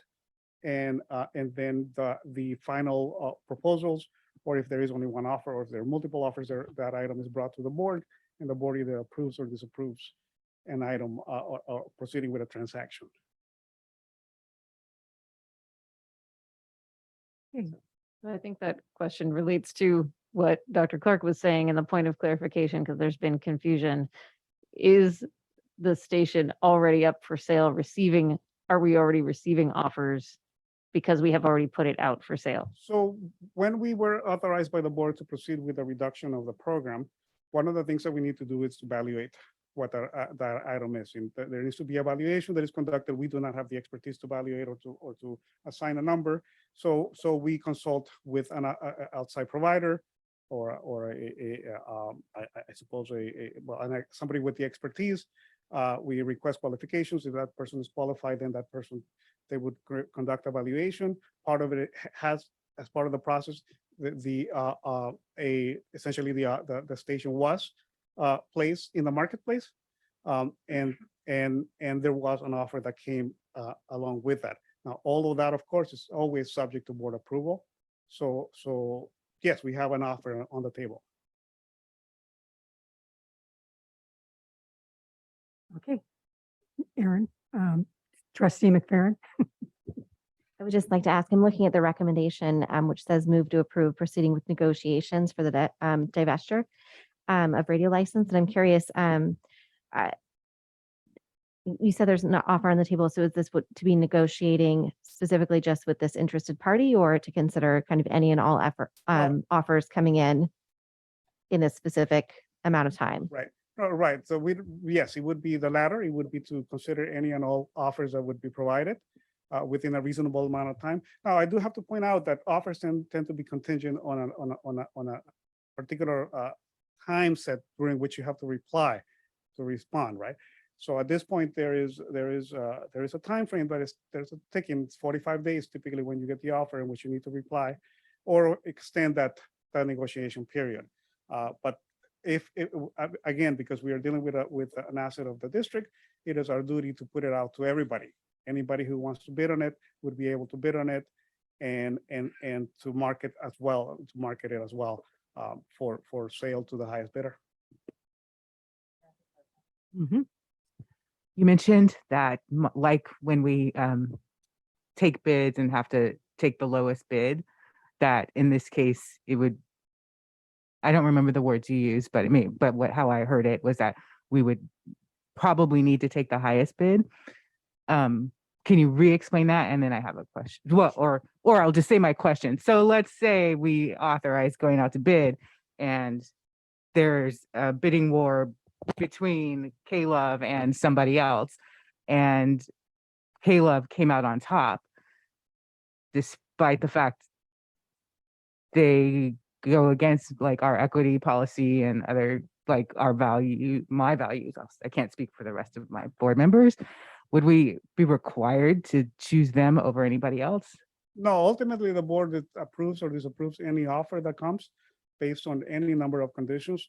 This is not like, actually, it is unlike a bidding process in that sense, in that the board ultimately is the owner and holder of the right over the radio station, and the board can consider multiple factors in approving a particular offer. Okay. Go ahead. So I apologize. that I didn't find another way to get these questions to you in advance. I'm looking at or thinking about the mechanical part of it, and an individual actually asked me, can the equipment that's on the tower be transferred to something like a cell phone tower or to a stadium light tower? Versus, because regardless, I'm thinking the whoever the purchaser isn't going to want the radio tower if they salvage the equipment that's on the tower. Oh, so the first question is, regardless of what happens, Mount Diablo will probably bear the expense of removing the tower. And if they don't want the equipment, we will probably bear the expense of removal of that equipment. If we wanted to maintain the integrity of the equipment, the removal would have to be done with care. If the equipment is going to be discarded, then there isn't that high level of care. So can you explain something about that? Is the equipment deemed usable, and is the tower deemed usable? And do you know or have any idea if anyone is interested in removing the tower for use? The equipment itself is essentially would be deemed surplus and sold to I guess recycled with an electronic provider. It would serve no purpose for us. And again, it's all dated back to 1990s and 2000, early 2000s. Equipment itself, for our purposes, it has no value. It would be deemed surplus property. The tower itself, whether we would actually pay for it, the removal, or Clayton Valley would pay for the removal, it's subject to further negotiations as part of our case, right? But the tower itself, if we do deem that it is a safety hazard, and again, I don't want to get into the weeds Right. with our settlement negotiations, then we would agree to remove it either at our cost or at Clayton Valley's cost, depending on where we land in our negotiations. And I think you said as far as care for the removal of the equipment, again, the equipment is it's essentially a number of transmitters that are roughly the size of VCRs that are stacked up on each other. Mhm. And so what you see there is you see that that's all the equipment that there is for the radio station, other than the tower. As far as whether it is feasible to move the equipment, now keep in mind that this was done back in the 1960s. It would at the very least cost for us to do a study or for us to have an engineering firm do this, as opposed to us having our custodians get up there on a tower and try to reinstall the equipment. It is not something that we would do without, number one, a proper Right. study, as well as all the following the proper mechanisms to do that. Mhm. And again, we do have a quote for building a new tower or whether on site or somewhere else of approximately $150,000. Oh, okay. Thank you. Really, it's relevant, don't worry. On the last bullet, we can't give it away to a nonprofit. It's a gift of public funds because the value is 500 to something, 20,000, unless it serves an educational purpose to our students. So I know we have heard, and I know we're going to hear a lot from the community to, keep it in the community.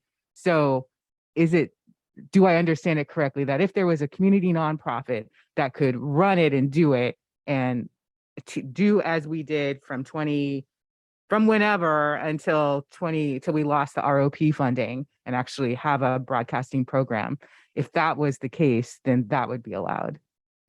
So there are very limited exceptions, of course, as to what we can do with a valuable item. Number one, if we were to give it to another educational entity, again, an educational entity, that would serve a function to serve our students. Then in that case, we will be able to essentially pass it on without any compensation whatsoever. Simply because an entity is a non-public, a nonprofit entity, and their function is not an educational function. They are not actually an agency, an educational agency.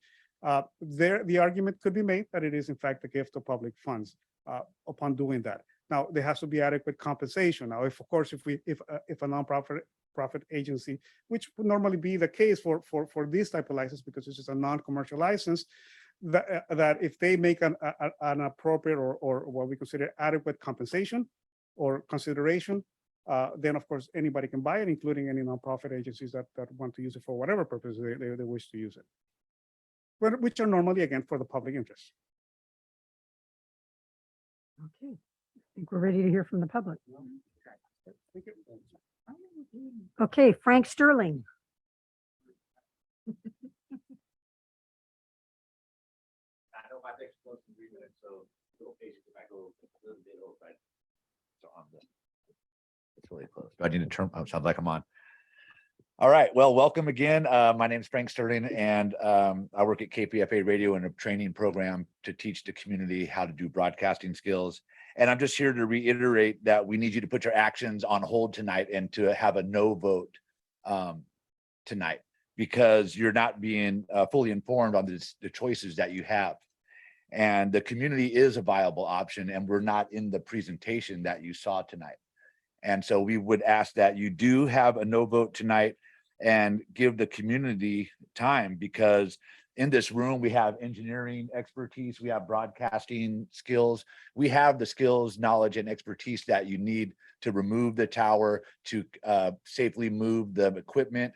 The tower, to answer the question, is not necessary anymore. And the little unit that is up there, which works by a line of sight, can be put on a different pole, or even a small tripod on the roof, as long as it could look to the space where the actual tower is up there on Willow Pass with a direct line of sight. So there's all sorts of options that you're not being told about. And I think the community needs to be involved in the presentation. And I can go through some of your other lists right now on the divestment. And I agree that if the school wants to let it go, that's fine. And we understand, all the issues that you've raised around that. But we need it to remain in a truly community-minded hands. And passing it to Caleb, even for the $800,000, is going to be a loss to your community, your students, and the greater community of not just Concord, but it goes to Walnut Creek, Martinez, Pittsburgh, Antioch, where I'm at. I'm an Antioch listener to the station. The value that KVHS can have in the right hands is almost immeasurable, including working with students on after-school programs and other ways to include broadcasting, maybe the 4th grade music class when it comes back, or sports games, student school council meetings as we do now, the board meetings and other things like that. I think you answered your own question about that, can it be gifted or given away at a lower cost? And yes, it can be, especially if you take into account the value that the community can bring to the students and to the greater listening community that I mentioned earlier, Pittsburgh to Walnut Creek, even across the river over to Grizzly Bay. So some of your bullet points, another location, we can find another location. We already have a nonprofit that's had 25 or probably 30 years by now in the community that has agreed to be a fiscal sponsor to help take the license. And the cost of a new radio tower, we don't need the tower. The tower is really on Willow Pass. We just need a small microwave beam to send it there, which, like I said, could be one of those other poles in the area, or even on the rooftop tripod. It's really only about this big anymore. And it's true about the equipment. The small racks can be moved to a small closet storage space to keep it operating while the FCC allows time legally for transferring stuff like this. Your time is expiring. If you can wrap up. All right. I guess I would just wrap up by saying that we need you to do a no vote in tonight to give the community time to present our side and the things that we can do to alleviate your burden of that tower and the storage room and all that. Thank you. For the next speaker, my understanding is all we're voting on tonight is if we're willing to sell it or not. That's all we're voting on. We're not saying who we're selling it to, when we're selling it, but we are ready to be serious about selling it. Correct? Okay. Transferring ownership. Thank you. Trustee Merrill. Yeah. Trustee Merrill. Thank you very much. So the next one would be Dean Burns.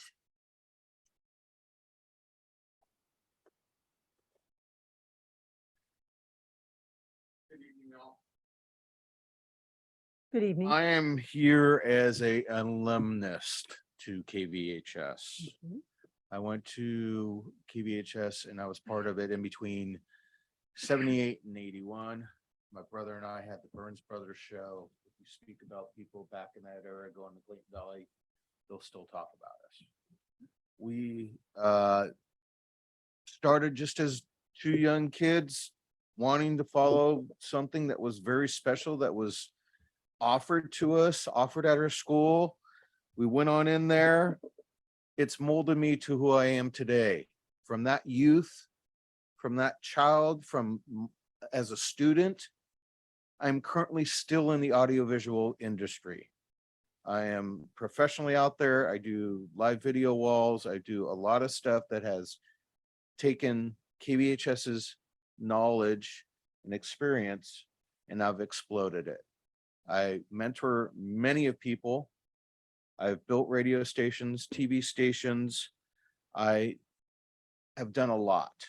I owe my life to KVHS. This is not something that you guys can just throw away. It's very valuable. You don't get these opportunities anywhere. To keep this station, to allow us as alumnus and volunteers and people from the community to allow to try and bring this back would be really a smart move. I know people who are right now general managers of TV and radio stations in San Francisco currently right now that came out of KVHS. There's people that work for Billboard. There is #1 DJs in markets throughout the United States that have come from KVHS.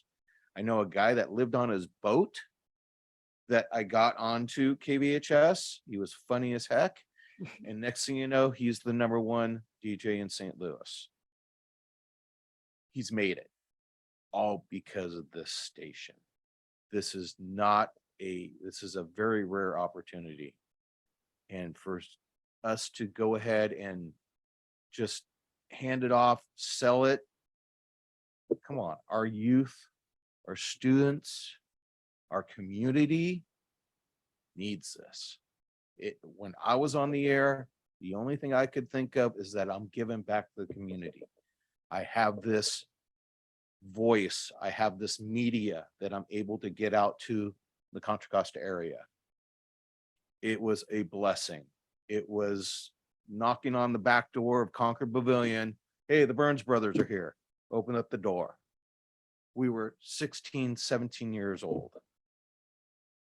You can wrap up. Please do not sell us. Please try and keep it within the community. Please allow us the opportunity as volunteers, as alumnus, to try and bring this back. You have a Thank you. golden thing here. Okay, Thank you very much. thank you. Dave Hughes?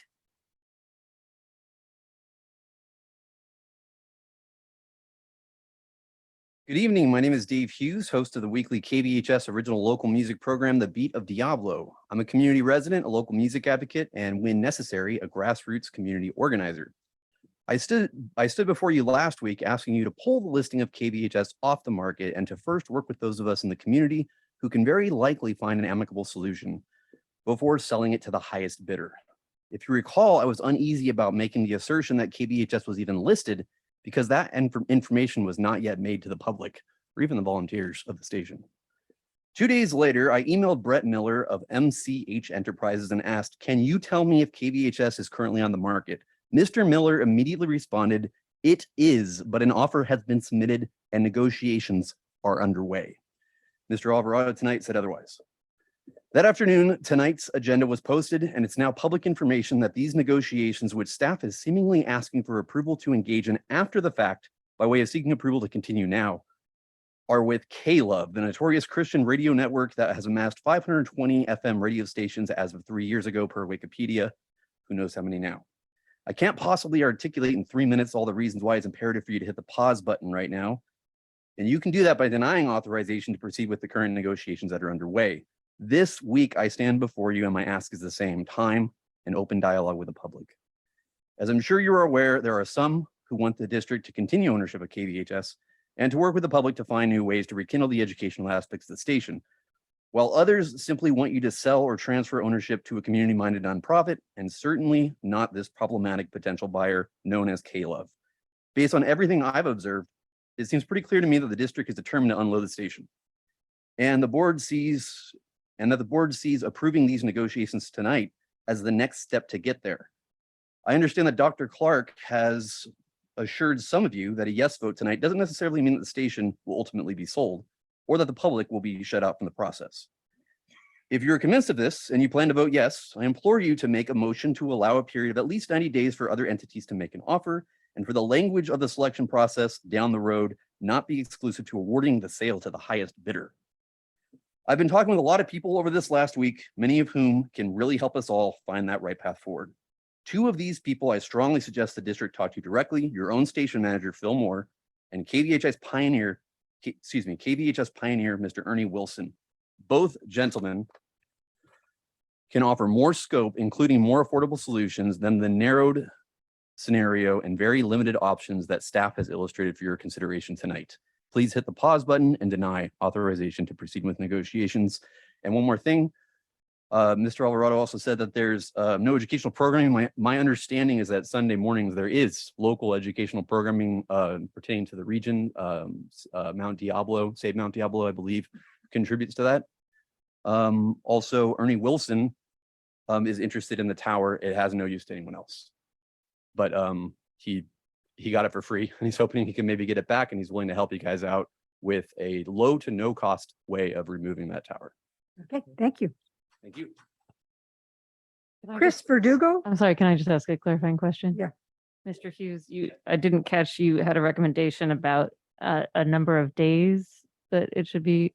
I asked for at least 90. I understand that Okay. there's terms that were revealed tonight about 45 days. It wasn't clear from at what point those negotiations or non-negotiations have started, or if that starts from the point of negotiations to be started at a certain time. Okay, I just didn't catch the number that you said. Okay, Thank yeah, you. at least 90 is the ask.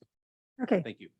so Chris, Hi, my name is, I'm Chris Verdugo, speaking on behalf of myself, a resident of Pleasant Hill. My 4 children have gone through the school district, and I just learned about this yesterday and was troubled. I went through an ROP program in 1982, the video occupations class, and looking at the history, it makes sense that ROP stopped funding as soon as you had no more class, and that makes sense. So look, I get it. So, but what this represents, the sale of this license would be the last locally controlled full power FM station, and that would be tragic. That would never come back. That loss of the platform of the local voice.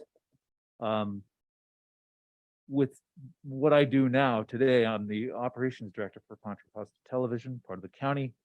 And we are managing 6 community TV channels when we started with 1. And it's all about local content, local voices, the local information ecosystem. The sorts of information is from bodies like you, government, each other. How that information gets around is part of the infrastructure. Local journalism is suffering. Local broadcast is suffering. Then there's the skills to use it. And that's the future here. These are the students. The skills to use that information, to share the information. Who here listened to the radio on the way here? Does anybody have a KVHS as a preset? I was so glad when I heard the thrash metal go away. The pre-recorded stuff that's been going on for years, and just wondering when this was ever going to change. And when it did, I reached out and started talking to the folks that are running KVHS to talk about community media. So that's where I'm coming from, is that my career grew from ROP. And I mean, really, literally out of high school, got a job in Walnut Creek, Channel 6. I did a year at TV 20, but that's another part of my history. And then back to the county. So I've been with CCTV since its inception. I've seen the growth of this effort to do more with community media. And now is a time that more local voices are needed than less. And consolidation, media consolidation has been troubling industry-wide and with the community. So I just urge a no vote, and I hope that this conversation with the community continues. Thank you. Thank you. Fred Herson.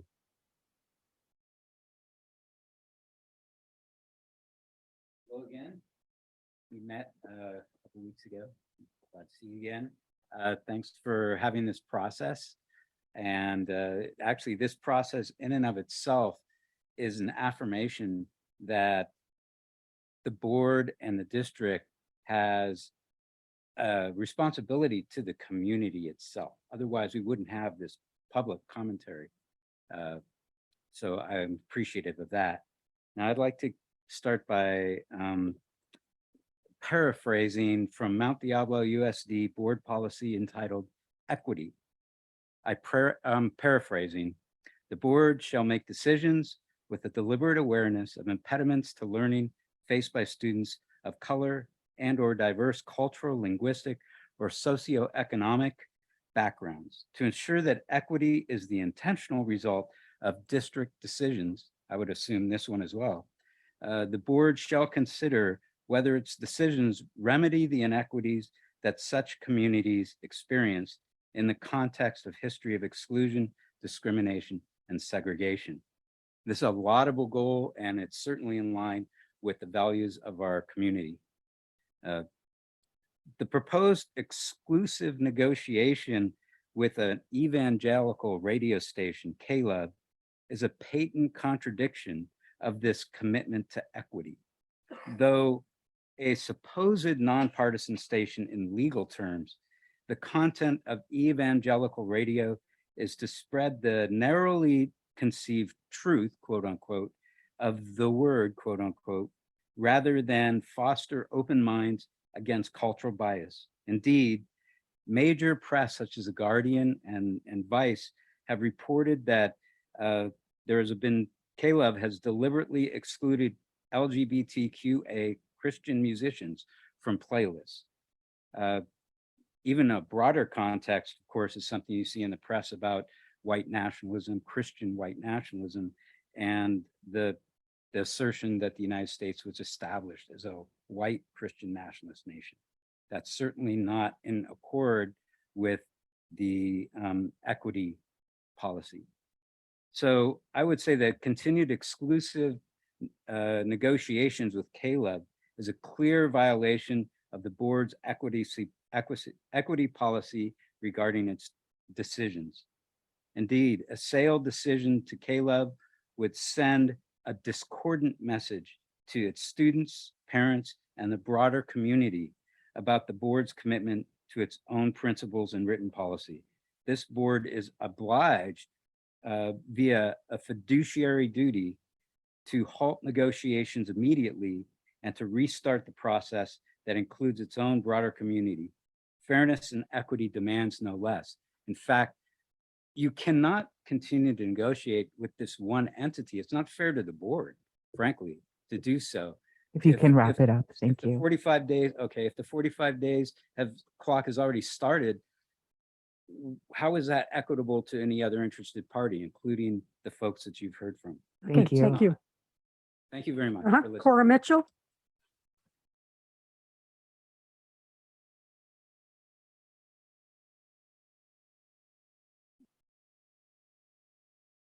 That's actually the reason I came here tonight, so I'm going to go ahead and skip my introduction since you already heard it. But I just want to let you know that you have an opportunity with KVHS that many other school districts do not only in the form of a potential student program, which in my opinion is huge. We could have a budding Gwen Eiffel or Christiane Amanpour in our midst here at MDUSD, but you also have a vehicle to bolster pride in the district. You want people to vote for your next school bond measure, right? Give them a way to feel connected to the district, which is something that has been sorely lacking here. Broadcast homecoming games with students announcing, giving a platform to the next Dick Vitale or whoever's the big, I'm old, sorry. And raise the profile of student athletes positioning themselves for future scholarships. Announce upcoming art shows and school plays so people know they are happening. Reach a broader audience about fundraisers and committee meetings. And don't forget, there are parents who can't be here tonight listening to this meeting right now on KVHS. Give the community an opportunity to see the good they would be funding when they vote on that prospective school bond, and reconnect with alumni who maybe haven't thought about the district since they left.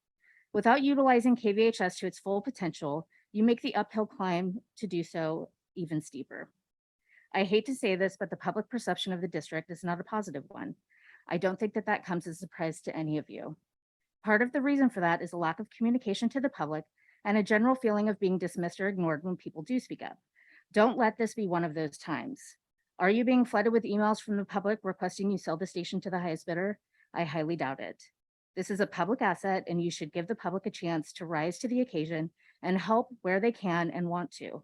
It does not appear by this presentation that there was much effort put into reaching out to the public as there was reaching out to buyers. As a result, I'm sorry, I have to take this off, I can't breathe. As a result, it does not appear the vetting process for possible options, the commitment that was made when this was first tabled last time, was done in good faith. The $575,000 you might receive from the sale will be gone in 5 minutes in a district this size. The positive things KVHS could do for our district could go on for another 40 years, provided the district has the will and the vision to do so.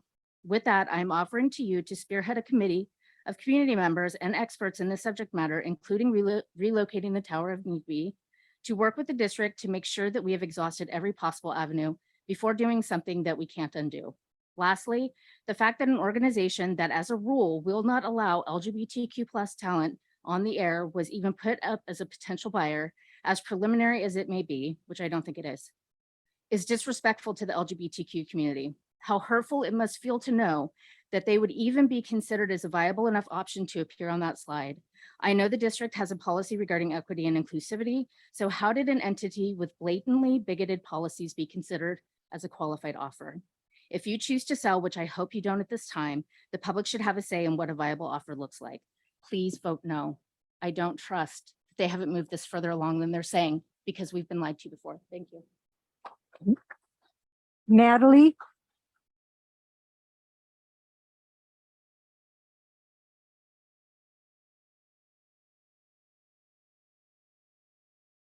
So you're being told that there's no educational value in this. I mean, in its most basic form, the concept of radio waves introduces students to the concept of it's a physical concept, physics, radio waves. You study it in physics class.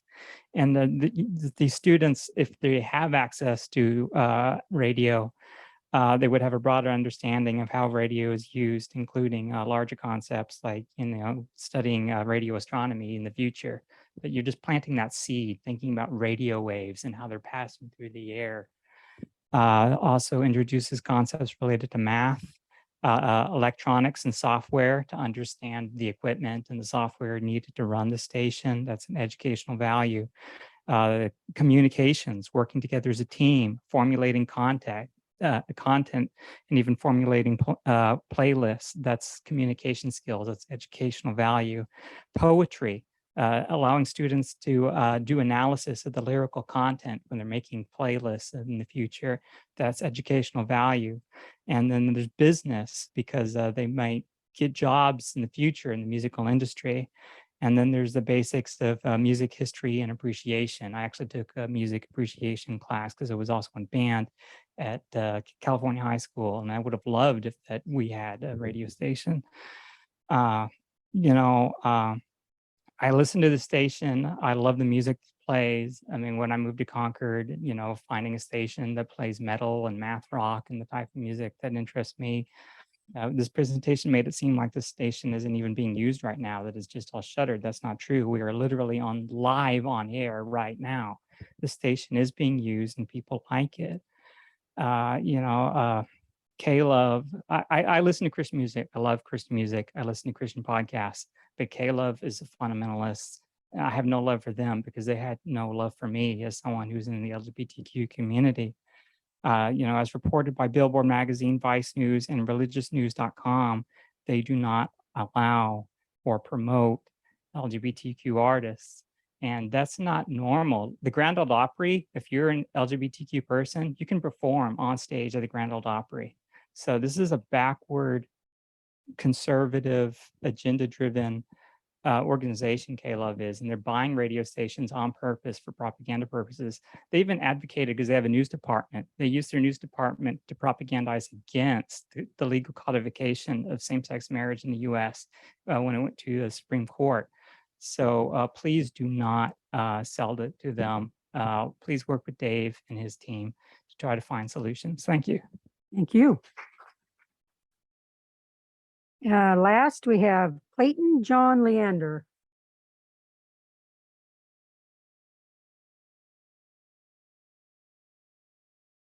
Good evening. My name is Clayton John Leander. I am a nonprofit broadcast consultant.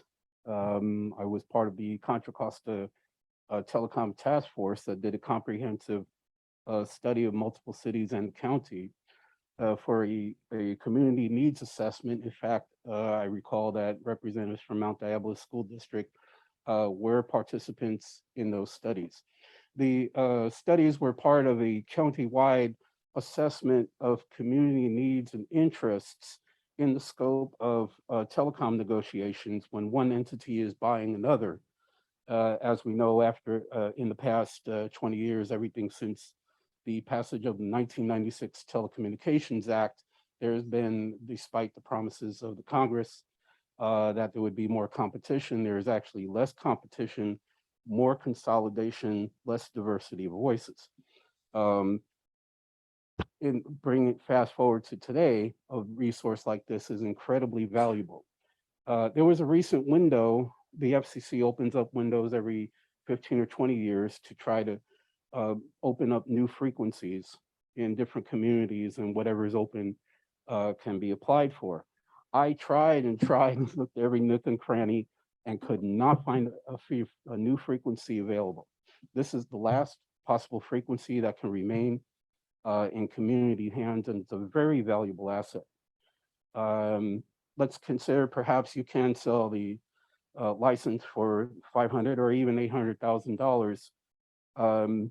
Considering what staff salaries go and cost of living nowadays, that's going to dissipate in less than, maybe a year and a half. In the long run, what is the community left with? This is an opportunity to reconsider the future of the license. Indeed, we think that it is wise that the school board needs to consider the future of the license. But with due respect to and congratulations on your appointment tonight to Attorney Alvarado, we have, it is actually not true.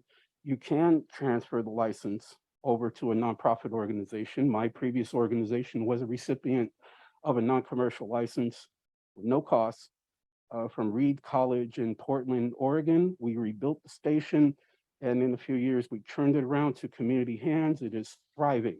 KXRY FM in Portland, Oregon. We're very proud of it. I'd like to see that sort of thing being replicated here. Whatever cost can be put up for the license, this community has already made maybe 10 times that investment over the course of the last 50 or 60 years, as the case may be, into the license itself. So anyway, I'd like you to consider me a resource. I'm very knowledgeable. I work with a pool of broadcast attorneys across the country. I'm very proud of my work. If you can wrap up, To help thank other you. communities establish their own stations, and I would like to make myself available to keep this resource here in this community. Thank you. Thank you. Okay, that concludes our public comment on that item. Board members?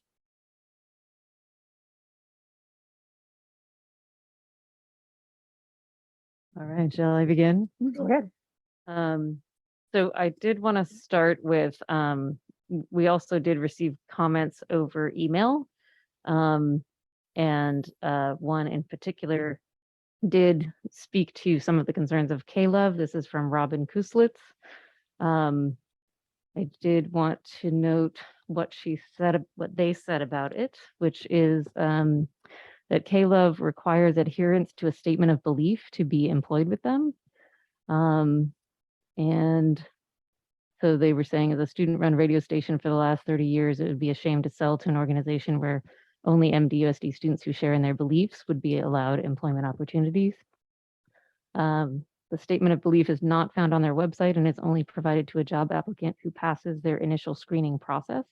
The secrecy of this statement is concerning because it may contain a clause that they believe marriage is only between one man and one woman. This was the case for Federation of Christian Athletes, an organization that received funding from Chick-fil-A, leading to ongoing boycotts by the LGBTQ plus community and allies. A homophobic clause like this is not legal under the Civil Rights Act of 1964, as the K-Love Jobs website claims. Equal employment disclaimer.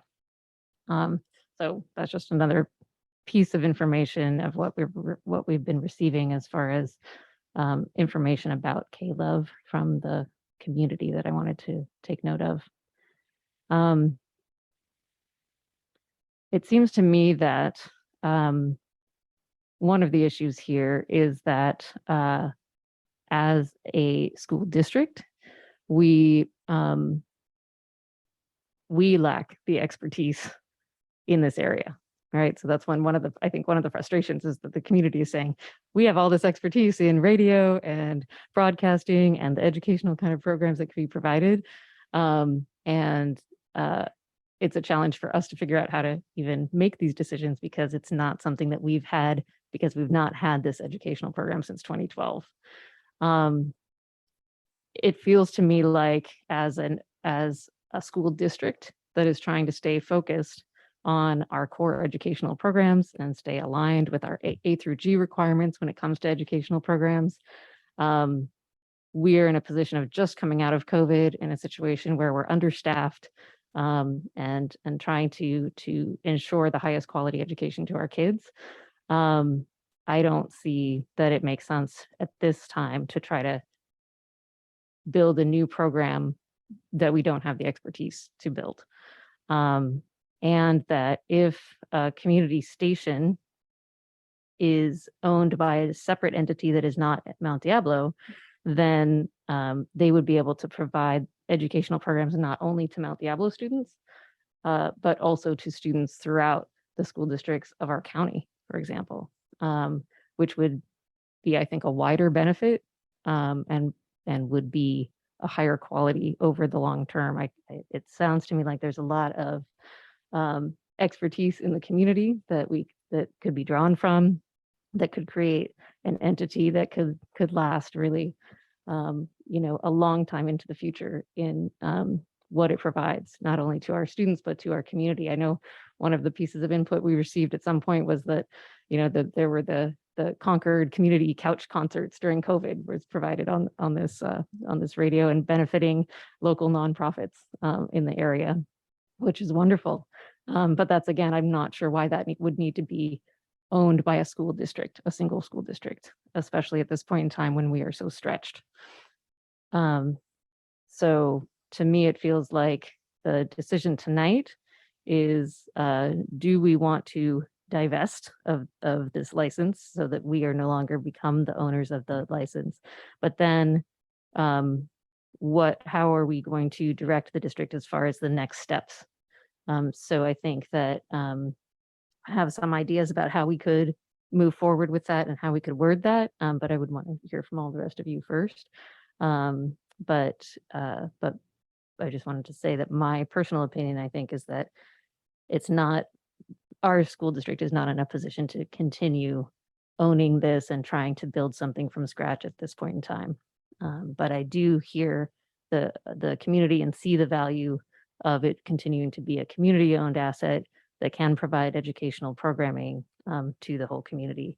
And I do have concerns about K-Love because I do see us as a multi-faith school district and community.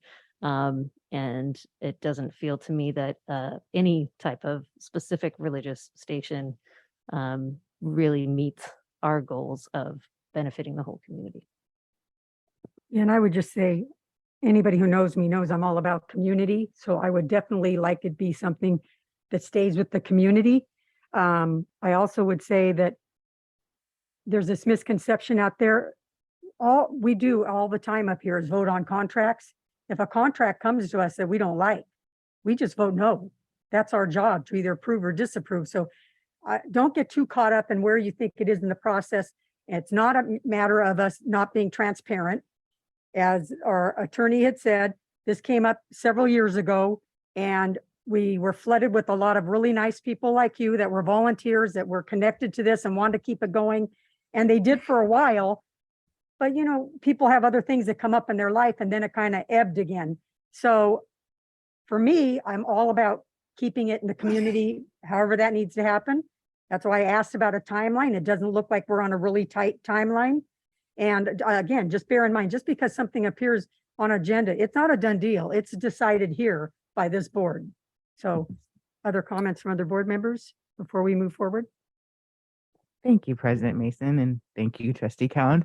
Like, I concur, and I would love to hear your ideas, and I concur that we have obviously a lot of expertise and talent just in this room, and I expect outside. And I would assume that if we decided, oh, we are divesting, whatever the right word is, from this radio, divest, sure, from this radio license, that that the community can be part of taking that over, like negotiations. I'll just be frank, Caleb's a non-starter. I wouldn't waste the time going to negotiations with them, whether we have 30 days left or not, because I would vote no. And there is no dollar amount that would make me vote yes. There is absolutely none, because all money isn't good money. But I also assume that besides Caleb, if we vote to divest, that means it opens it up to everyone, including the people in front of us, including any other nonprofit organization. I closed the slide for the definition. Anyone. And so our vote, if we vote tonight to divest of the radio license, it is not a vote for Caleb. And it, in fact, is a vote, I would see it, for the community to open it up, to actually explore this, like to do what to come to a conclusion that we could all feel good about, hopefully. Thank you. Any other comments? Yes, sir. No one else, go ahead. I really kind of am in agreement with a lot of the comments that I've heard already. And for me, something that I just think about is in my classroom, I have my sticker about trans rights, and I have my rainbow flag. My students tell me this makes me feel safe in your room. And so they would be really kind of me doing something hypocritical to support an organization like Caleb. So that for me, I just wanted to state that. Yep. So I just wanted to reiterate where we are this evening, because again, we had a presentation, we heard comments. It still seems like there's misunderstandings of what we're here asking for. So I want to be very clear. We are trying to finish up negotiations with Clayton Valley Charter, which has been going on for years. This is a bone of contention. We have to take some action so we can move forward with that negotiation. There is no negotiation with Caleb. That is not, I mean, it keeps being said, but it's not happening. Attorney Alvarado stated, in order for us to get the value of the station, we contracted with an organization and whatnot, and I don't have expertise in that. And their process is we put it on the market and see what comes in, and that's the value. So people have emailed and said, did you put it on the market? We said, no, we didn't put it on the market.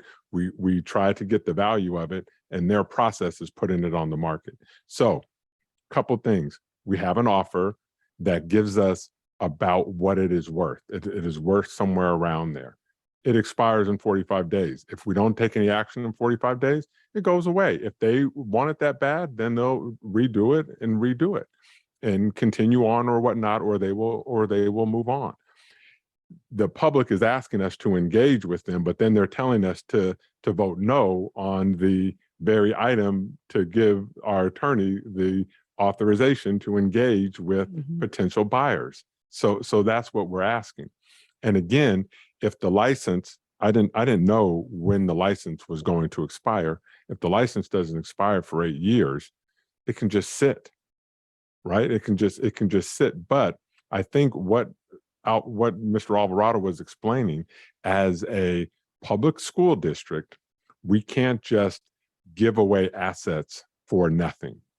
And so again, if the public, whoever that may be, if they want to engage in the negotiations process with us about purchasing the license, we're more than open to do it.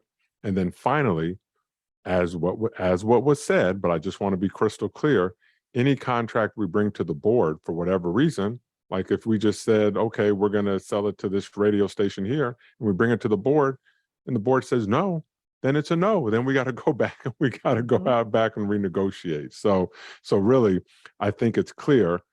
I'm telling you as the superintendent, we cannot open up and try to recapture what happened back in the ROP days. And those two gentlemen that spoke, their voices are absolutely just radio, just butter, Perfect, yeah. just butter.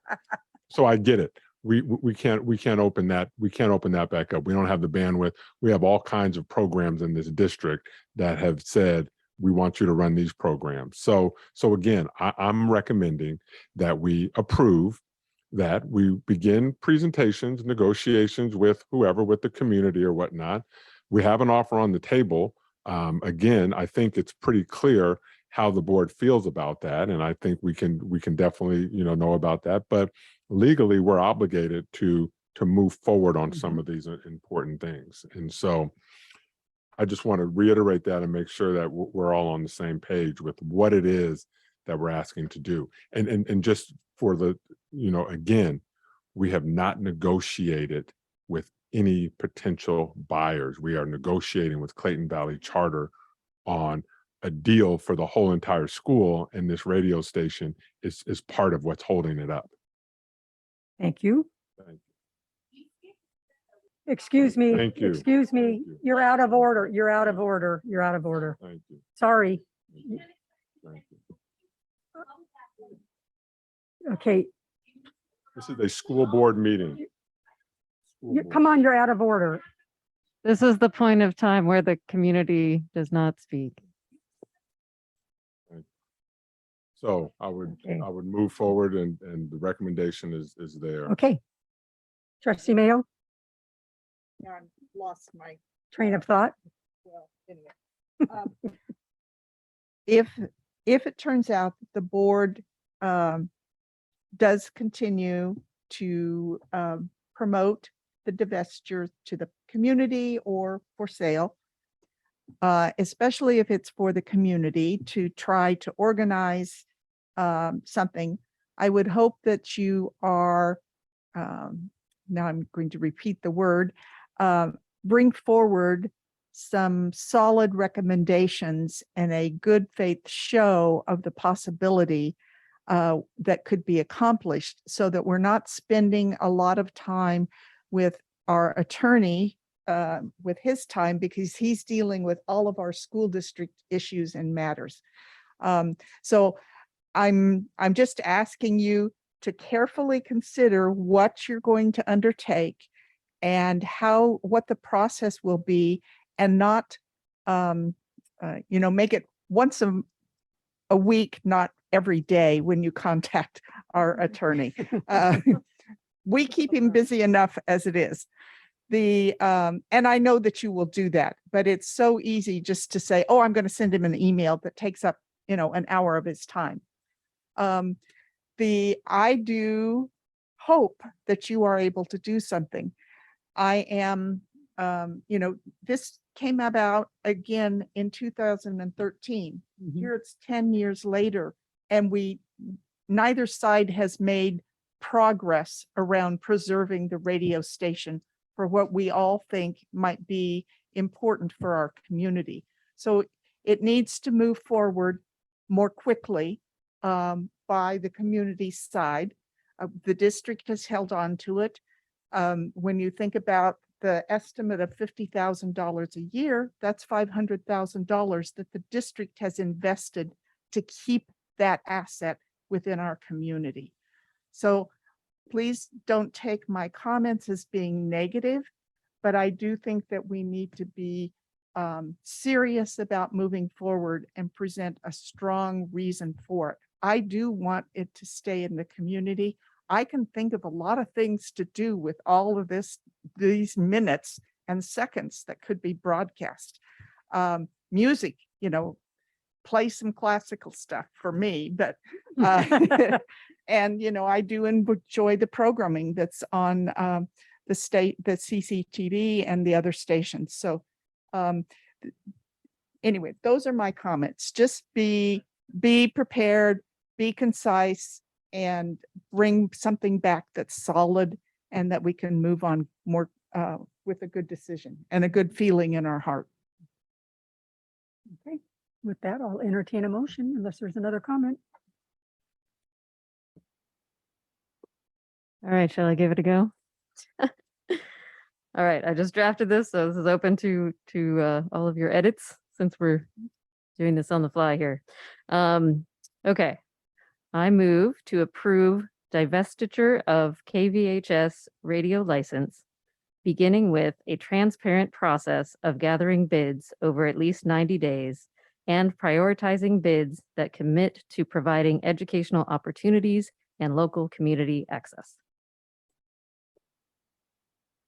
That almost ties us into a timeline that Dr. Clark said we're not really. I just want to just bring back is that what we're trying to do, first of all, is close out the negotiations with Clayton Valley. So I think we want to move on from the license, but we also want to remove the tower and get our equipment out of there and basically get out of Clayton Valley Charter. That's the first thing that I would like us to make sure that we do. And then as an afterthought of that, I would like us to explore the transfer of the license. There is no timeline. Again, I don't think we should, I don't want 8 years to wait. We've already been doing this for 10 years with this, but 45 days is not enough time. We just started school. Mr. Alvarado has a ton of stuff to work on. We are not going to be bringing back some sort of sale in 45 days. That's just not feasible. So again, I know your motion was really focused on the license, but I think it's the process of getting this done with Clayton Valley Charter. I think we should stick with the original motion, and we also give direction. Our direction, I think, is pretty clear. And so we give the original motion. That's my suggestion is and I'll just make the motion, but we give the original motion. We have provided direction and continued, sorry, my computer died. Hold on, I can't do two things. I can't put in a password and talk. That we do the motion, and we have very clear guidance to what happens next, and which would encompass the rest of what you said, what you offered. And I understand the direction. I would not bring an offer to the board. Just on the tower piece, I did see the other comment that I wanted to point out was Tracy Rosenberg, Executive Director of Media Alliance, who says, "We want to offer you in no uncertain terms the pro bono services of a number of certified and professional engineers and community radio professionals to execute the relocation of the antenna and the move at low to no cost to the district if you choose to preserve the station license." So it appears that's, I'm not sure if the removal of the tower is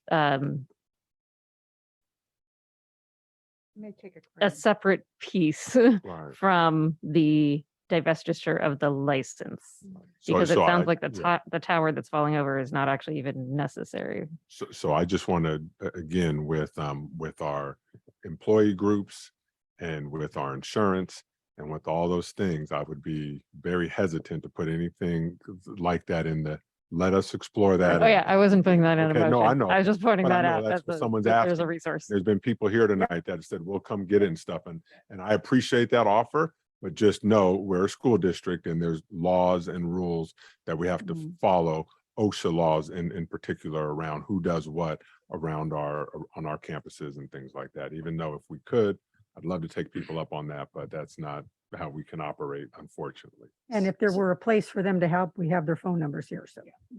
So the recommendation is move to approve proceeding with the negotiations for the divestiture of the radio license as a previously approved reduction. Should the motion be move to approve staff's proceeding with the removal of the radio tower and equipment from Clayton Valley Charter High School? That doesn't work either? No, I'd rather keep it to the radio station at this point, or the license, or the license. The other issue is still subject to negotiation, it's still part of the settlement process. That, we do not need to put that at this particular. I mean, Clayton Valley might remove might be part of the negotiation that they remove the tower, right? I mean, I'm just. like, Okay, who knows? but why does the motion include, please, just a moment. Why does the motion or the recommendation include divestiture of the radio license when that's not what we're, Well, part of it is that we want to get out of the radio business. And so in order for us to start engaging with the community or any other entity that wants the license, we need this motion to take place. That's what we're Okay. asking. so the confusing piece is we continually talk about the equipment at Clayton Valley Charter, but then we're also talking about the other process Well, once we start removing this stuff, we're gonna have to do something with with it. it, right? So then we're already saying that we don't have the bandwidth for us to go set it up at another school or to resurrect this program. So then we're gonna have to do something with it. So I don't know. Again, I don't have the expertise. Once we remove the tower and once the VCR equipment comes out of there, does the radio station go dark at that point? Right? Or are we gonna have to do something else to keep it from going? So we want to be able to explore all of that, but we want to get out of the radio station business. So if we used what's on the agenda and then put a part to it that says all options will be explored at a later time, does that work? As far as, because it's saying we're going to, what? I just said I make a do want- separate motion, keep it Okay. clean. That's Okay. what I was. There is a motion on that. Okay, so. But- No one seconded it though. I want to clarify what exactly we are doing tonight with what we've heard from the public and what we have been discussing, sorry.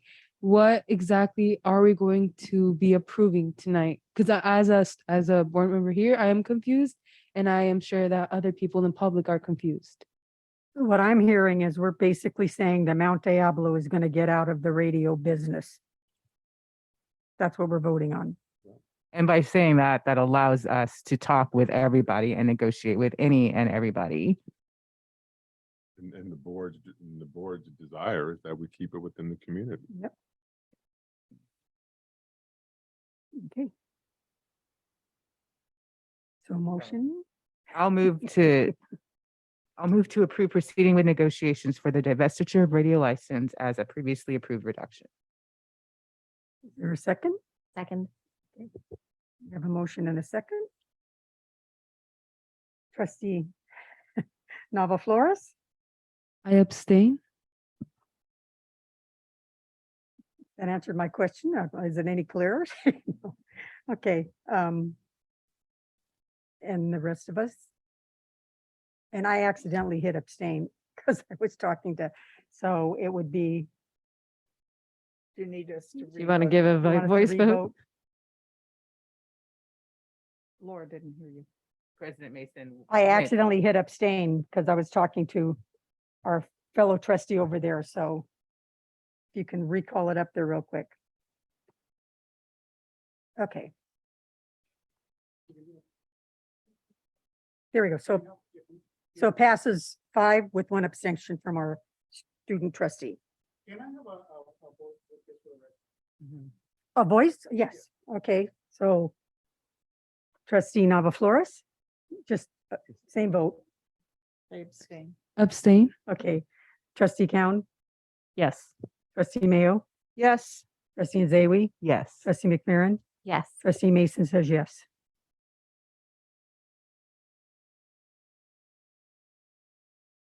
Okay. Thank you all for your knowledge tonight. We really appreciated it. And that, I believe, concludes our meeting.